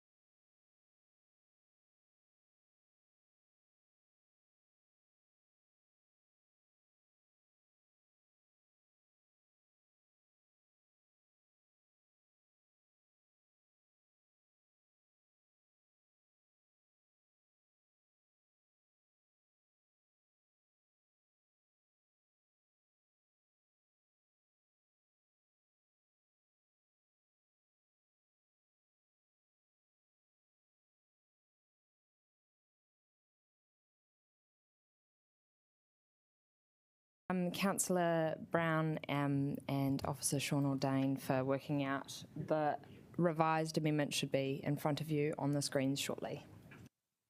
Gone from 2 to 1, which is what we like to see.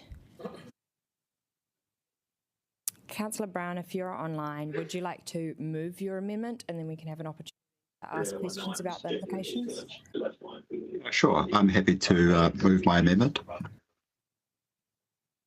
Take it away. So you want me to talk about it as well? Well, if you'd like, you don't have to. You don't have to. No, I'm happy to talk about it. Look, I mean, I thought it was a great paper, and I think everyone who's read it has been very impressed by the meticulous care that have gone into its presentation.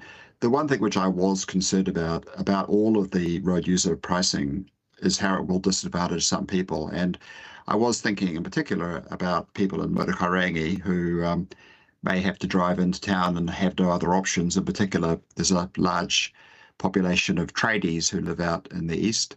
And so I just wanted to make sure that we had very explicitly raised the issue that we wanted the move to urban tolling to be very conscientious about or conscious of the impact on some people who had no real choice.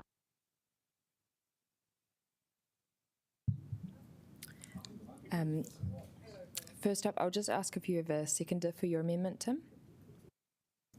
Pauiwi Kelly will second. Thank you. Before the seconder speaks, if they wish to speak, we will take questions. Technically, we can't. The best place to raise a question to the mover is in debate, but if you wanted to ask your question, Councillor Young, maybe it's helpful. Oh, you might need your microphone as. My aide economist just done that for me. It says they have few transport options. Oh no, I can't see it anymore. Can you just move that beyond private cars? But if you said people of greater means who also have few public transport options beyond private cars, I mean, it just seems.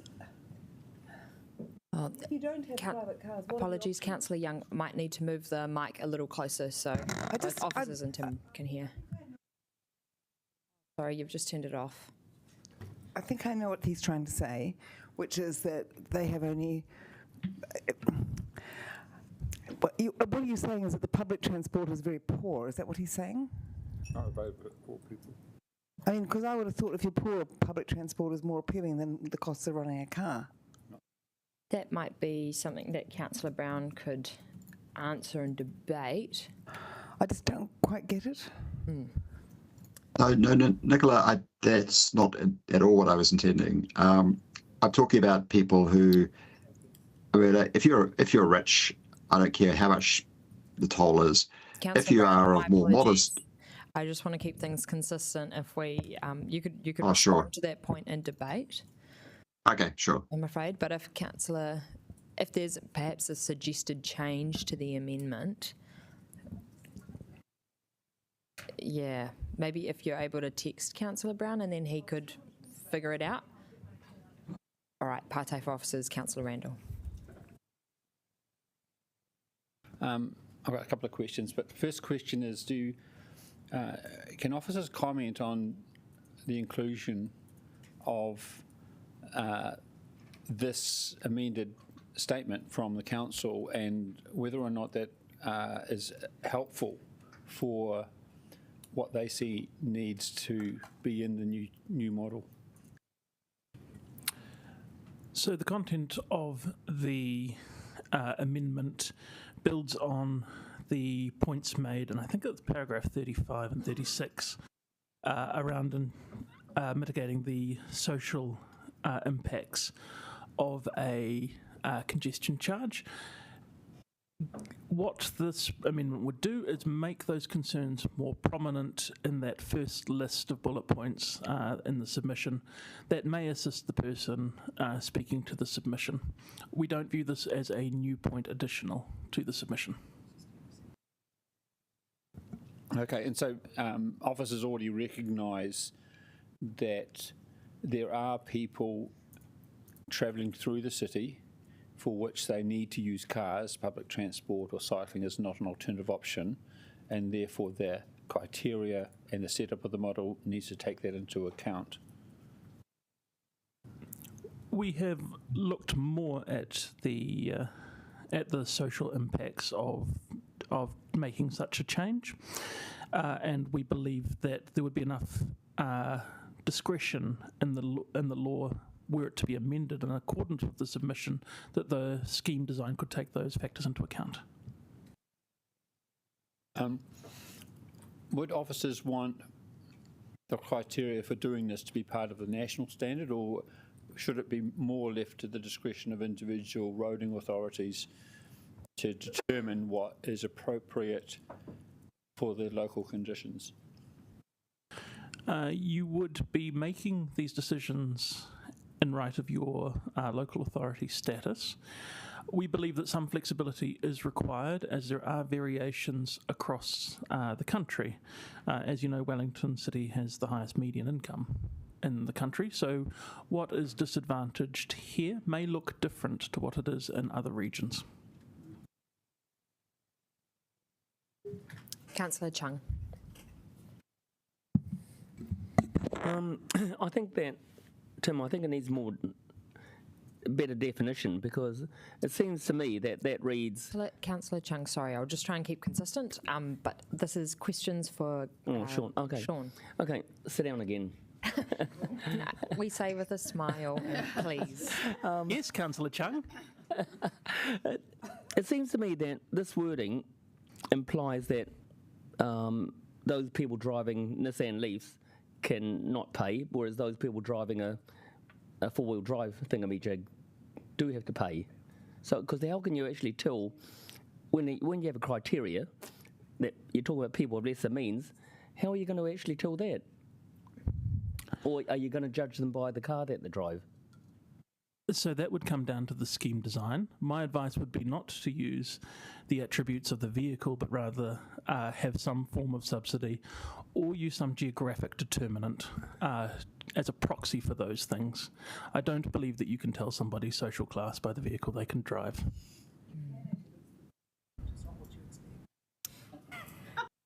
I will defer to Councillor Young's expertise and class. Pauiwi Kelly. Oh, thank you, Madam Chair.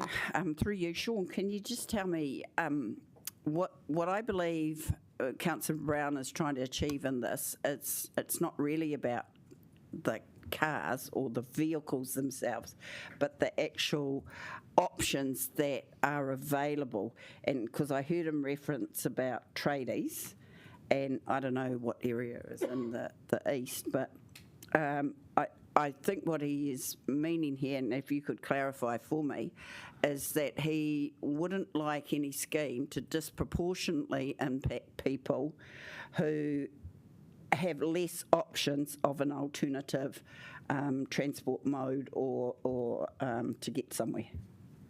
Councillor Brown is best to speak to his particular motives and intent behind the amendment. I can tell you from my interpretation of the words set before us that the intent of the amendment, to me, appears to be to recognise those social barriers that people may face, like you have illustrated. And one more, and so did Councillor Brown talk to you about this before he put it up? Yes, Councillor Brown has consulted with officers. And you do you have a problem with it? No, I do not. Thank you. Councillor Rogers. Yeah, my question was more, given the amendment speaks to mode of transport, whether you felt that what we are submitting on is more closely tied to time of transport rather than the mode in particular?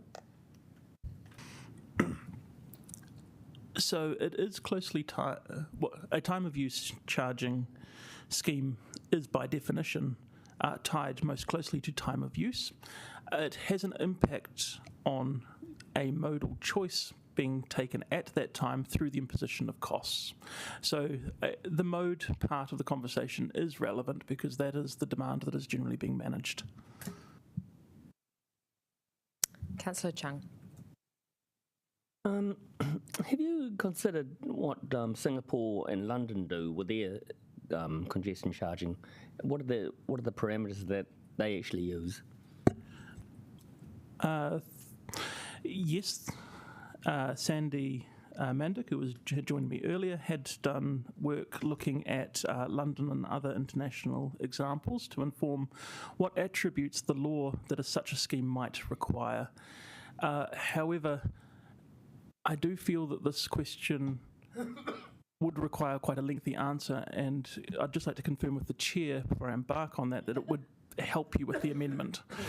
Yeah, so at the minute, Councillor Chung, we are just asking questions relevant to the amendment in front of us on screen, and that question, although it is a good question, would probably be for the earlier time that we had around what we looked at when forming the submission.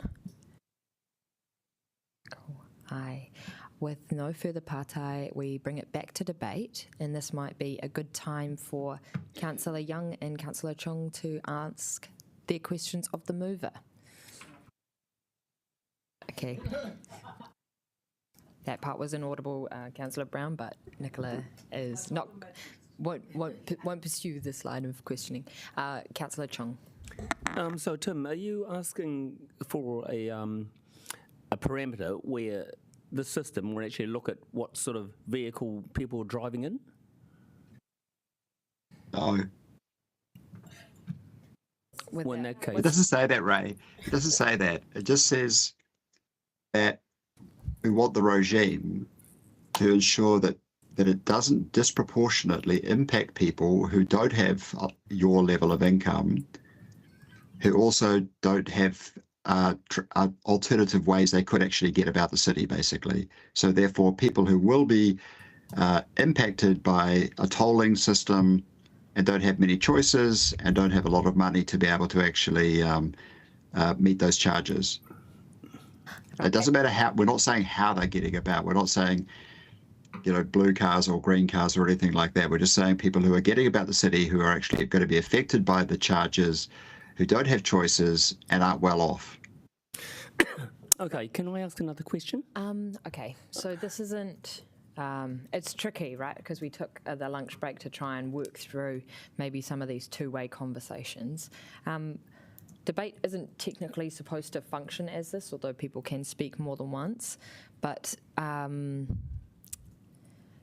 to proceed, I don't know. It would, we could take an adjournment, and if you wanted to contact Councillor Brown directly, because otherwise we are just going to go back forth in terms of debate and not actually get to the substantive of debating. This is why he should have said through. Well, let's take a 5-minute adjournment, and for two-way conversations you can take those up then in the next 5 minutes, but then after that we're just going to go back to our normal procedure of debate. Cool.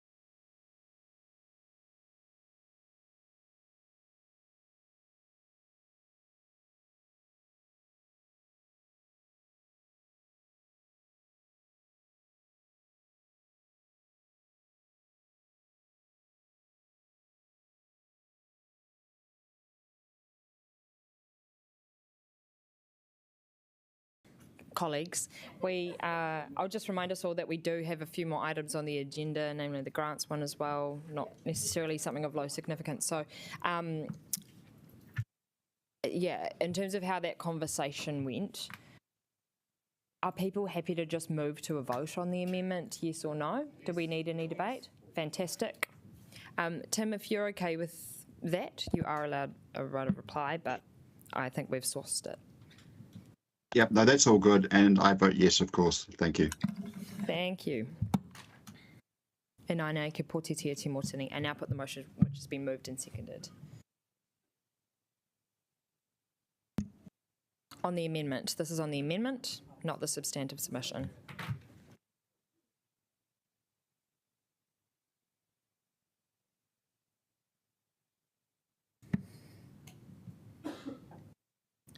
Ko mana, that has passed.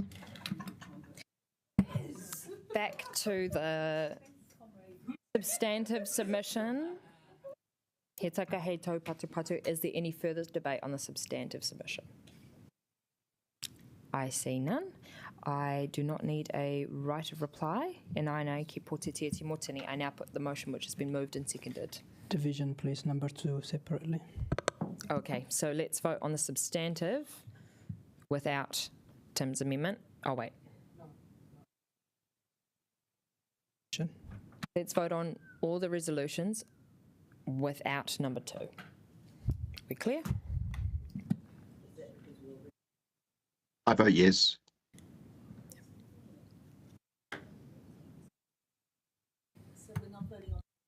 We're not voting on 2.1 right now.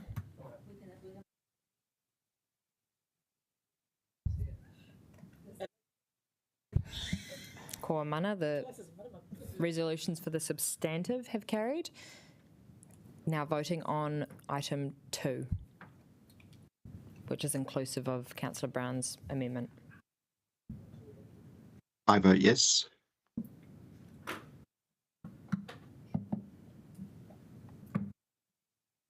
Ko mana, that has carried. Councillor Abdirahman, did you want a division on that? Yeah, I want to vote against number 2, approving. Yep. Okay, cool. Division has been taken.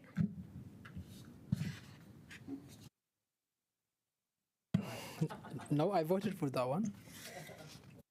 Hi, moving on to item 2.4, proposed disposal 64 Tasman Street, Mount Cook. Please welcome Dee and Sarah Jane to introduce the report. Welcome. Thanks, team. And just sensing the appetite of the room, feel free for your introduction to be brief. I could have said take the item as read, but I wanted to give you a bit of leave in there. Kia ora, councillors. So we are asking that you recommend to council to declare 64 Tasman Street in Mount Cook surplus to council's requirements and agree to dispose of the land. This is a former childcare centre that was closed due to extensive structural damage, so it would cost significant amounts of money to fix or to replace, and our preferred option is to dispose of the land with the building in situ to start with. So I'll take the paper as read if you've got any questions. Partai Deputy Mayor. Thank you. Yes. Have we been in touch with the childcare centre to let them know of the process should they want to purchase? We will be. Great. Yeah. One more Partai Chair. Do we have a policy that if mana whenua, our takahere partners or the childcare centre do not wish to purchase, that we can retain the house for a period to enable a co-housing development to offer to purchase? So if our takahere partners are not interested, we have already informed them, and if the childcare centre isn't, it would go out for just to market to the public. So if there was a co-housing initiative there, they could come to us if they wanted, but that isn't our intention at the moment, no. Okay, thank you. So I will inquire about a policy for that. Thank you. Councillor Pennant. I understand actually it's in the character precinct, so you can't build a 6-storey building there. It is. Okay, yeah, okay. Sorry, I should have thought to ask this before. How many other childcare centres are on our land, or, I mean, do you just roughly know, or do we own any buildings? I don't have that number in front of me, but I can find out for you. Just, if you could just flip me an email at some point, that'd be good. Thank you. Councillor Abdirahman. Isn't this can be dealt as part of Te Awi Mapara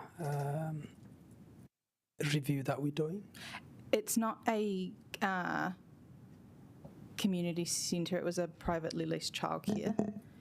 I'd have to confirm, but I'm not entirely sure it is.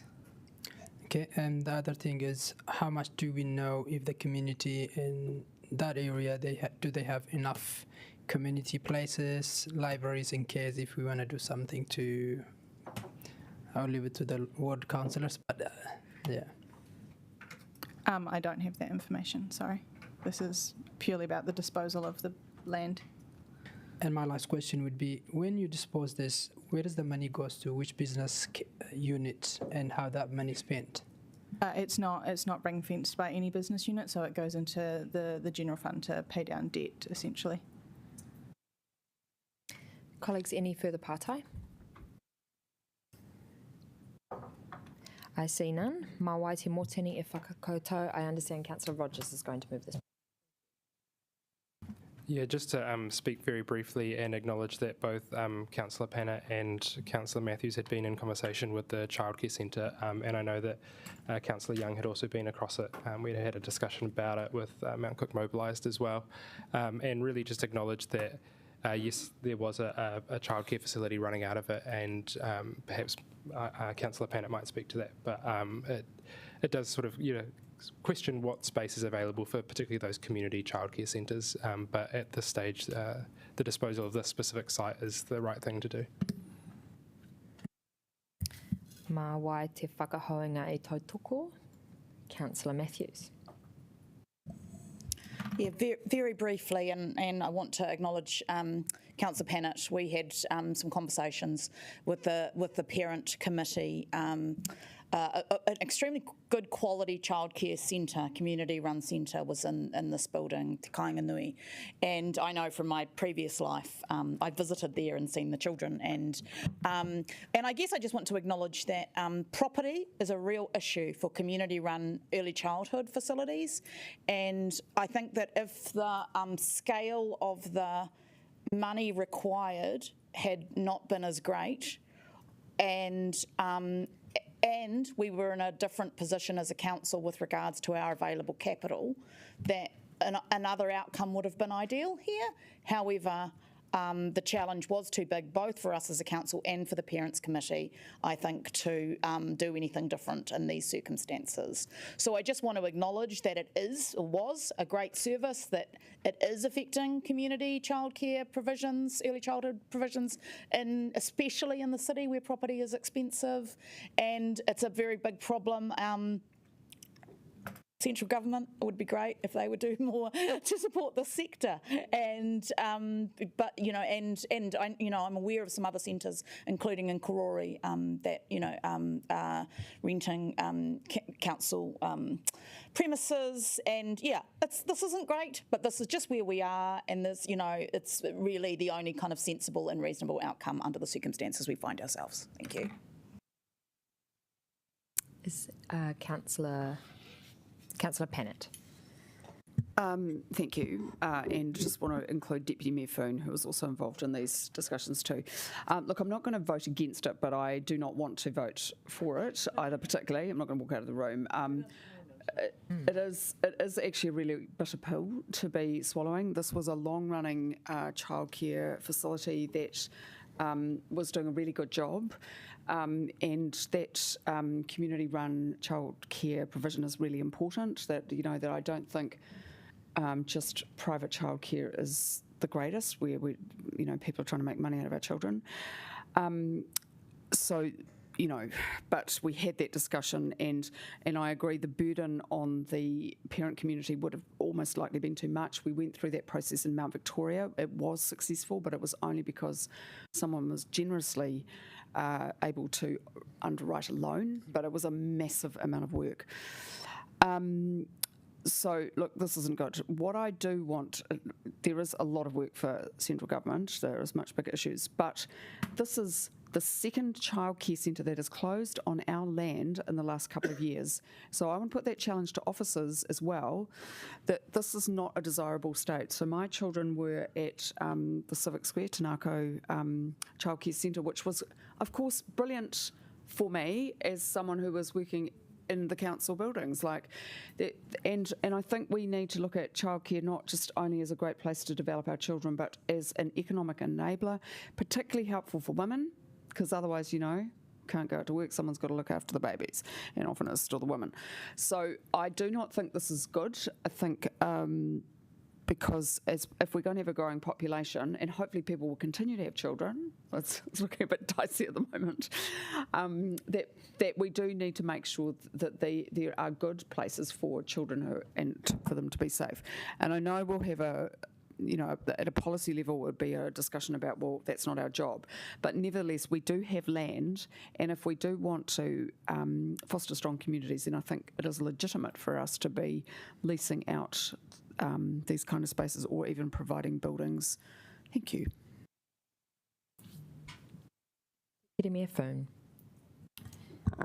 Yeah, thanks for the kōrero, everybody. And I remember a big, I don't want to say a war, but Crossways really had a strong public support behind it. And so really all I wanted to do today was acknowledge the challenging situation of this, where we're talking about words like infrastructure. This is part of our housing portfolio, but actually for many Wellingtonians, this has been a whare te kāinga nui, where parents have taken their children and their children have taken their children. My friends have worked as teachers there, and it is actually the kaupapa of CONUS has actually influenced a cultural way that Wellington is. So, yeah, I just wanted to acknowledge what goes on in the spaces and places that council has provided and enabled, and that, yeah, we shouldn't stop wanting to do that. Thank you. Councillor Chung. Just to put a different perspective, I think we should ask our residents sometime, like maybe this weekend, what they think about childcare centres and whether we should even be involved in it, whether it's the job of the City Council to actually have these or whether it's up to private organisations, because I think, yeah, okay, we need to have that discussion. Dog care centres I can understand. Right. Okay. Colleagues, I've just had a note from the first chair here in Steph. I don't know why I'm adding all this formal language. That there was a resolution missing, and it was to delegate to the Chief Executive to carry out the powers for this. That should have been in one of the key recommendations. Because this has been moved and seconded, I need the leave of the meeting to put that resolution up here. Do I have the leave of the meeting? Right, thank you, really appreciate that. That kicks us back to right of reply. Councillor Rogers? Yeah, only briefly to note that we weren't running a childcare centre, but instead we had a community facility that was being leased, and someone was providing childcare with that in a way that worked for the community. Right, cool. E nai nei ki potitia te motini, and I'll put the motion which has been moved and seconded.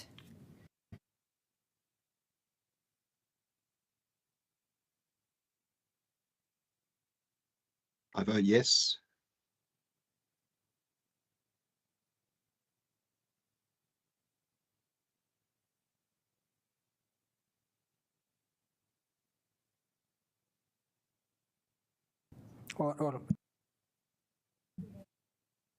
Councillor Chung? Councillor Abdurrahman.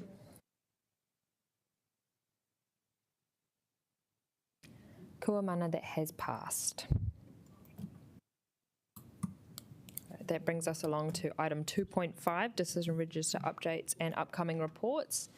Following this, colleagues, we have the report of the Grants Committee, so please don't leave. No mai anakawa ki te hori o te korero. Sorry, that wasn't pointed at anyone. I just wanted to draw our attention to it. Apologies. I just wanted to, just because we normally do decision register and updates last, so I wanted to let you know that there was still a substantive paper. Yeah, kia ora koutou, just happy to take this as read and any questions. Councillor Randall. Yes, a couple of questions. I noticed on the 19th of June, there are two items. One's a waterfront edge protection, and the other one is the return to whenua in Newlands. I was wondering if officers could outline to us either now or shortly what is going to happen between now and the presentation of those papers, because I think they're I think they need to be considered very carefully, both of them, and whether or not there's going to be, in particular, a workshop before officers' reports come out. Yeah, absolutely. I can come back to you on that one, Councillor. Or, I mean, maybe you could just let all the councillors know. Yes, by I'll come way back. of an I'll come email back to all update. councillors on that. So, asking if there'll be any workshops or briefings for those two items. And also if there's any further public or stakeholder engagement happening between now and then as well. I think just to understand what's happening with each of those. No problem. If that's helpful. And the other one is in terms of the Mate Mohana proposed reserve, where is that again? What's that? Mate Moana. Yeah. It's, what's going to... that's the Miramar Peninsula. Sort of. Miramar. Oh, yeah, okay. The Miramar Peninsula. Thank you. Okay, thank you. Yeah, it's also one of the questions we're consulting on the long plan amendment annual plan. Colleagues, any further partai on this report? No. I will move this report. Mawa e tautoko, Deputy Mayor Foon, thank you. And I now keep te motini. I now put the motion which has been moved and seconded.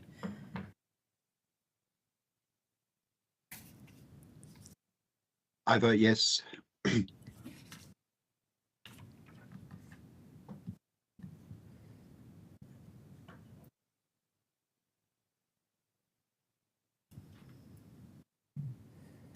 Kua mana, that has carried.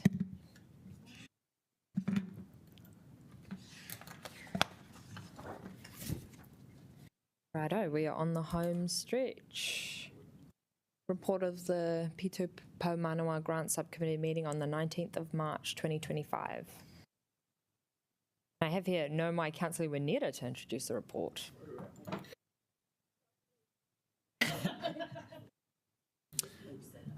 I'm presuming this script is correct. I will take the paper as read. Okay. Any questions of Officer Wineta? No. Oh, we do have a partai. Councillor Pennant. I almost had to read that grants paper twice to see what of significance was actually being changed. Was it just sort of bureaucratic kind of improvements? Yes. Councillor Randall. I just wanted a point of clarification because it says 2.1 says it's approved grants fund is set out an attachment 2, and there is no attachment 2 to this report. So, is that attachment 2 to the grants report, or where it is at? Where's that? Where is that? What's an attachment 2 of? I believe this came through in the Q&As. I'll let Steph respond. Kia ora, councillors. So currently the way that our committee report papers are set up is that we have the recommendations that come out from the committee that's recommending up, and then a link to the agenda in the committee report of the original committee that was doing the recommendations up. Hopefully that makes sense. So is this attachment 2 of the minutes? Attachment 2 of the agenda of the grants subcommittee. So what happens if the grant subcommittee changes anything that's not in the agenda? And what if they just don't approve everything? Is that going to be in the minutes or? Yes, but then that's reflected up in the minutes that come into this committee report of this agenda of this meeting. Okay, I just think it would be a bit more helpful to be a bit clearer. Thank you. Noted. Are there any further pātai? Right. Te taka hei,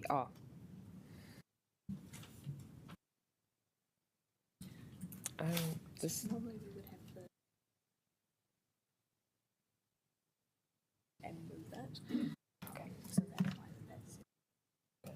we will seek clarity in a little bit.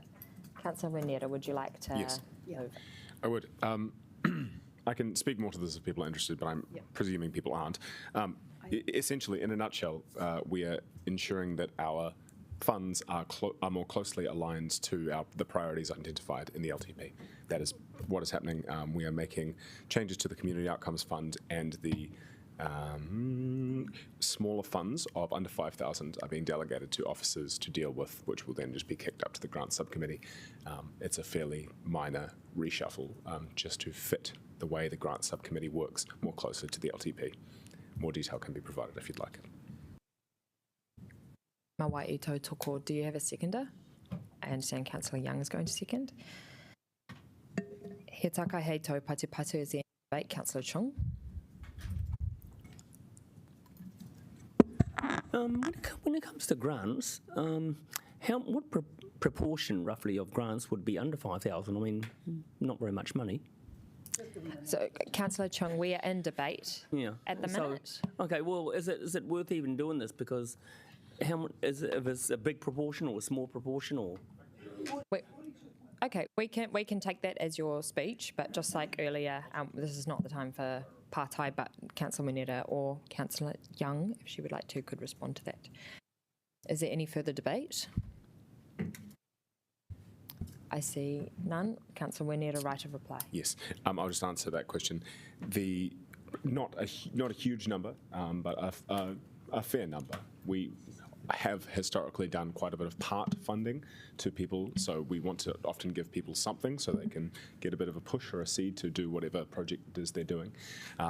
The reason for this change is just so, based on patterns of granting that have happened in the last few cycles, we're trying to reduce the administrative burden on the grant subcommittee and delegate a bit of authority to the officers to deal with those selection of smaller grants that come up, so we can just sign them off and focus on the big stuff. E nā nei ki Pōtitini te mōtene. I now put the motion which has been moved and seconded.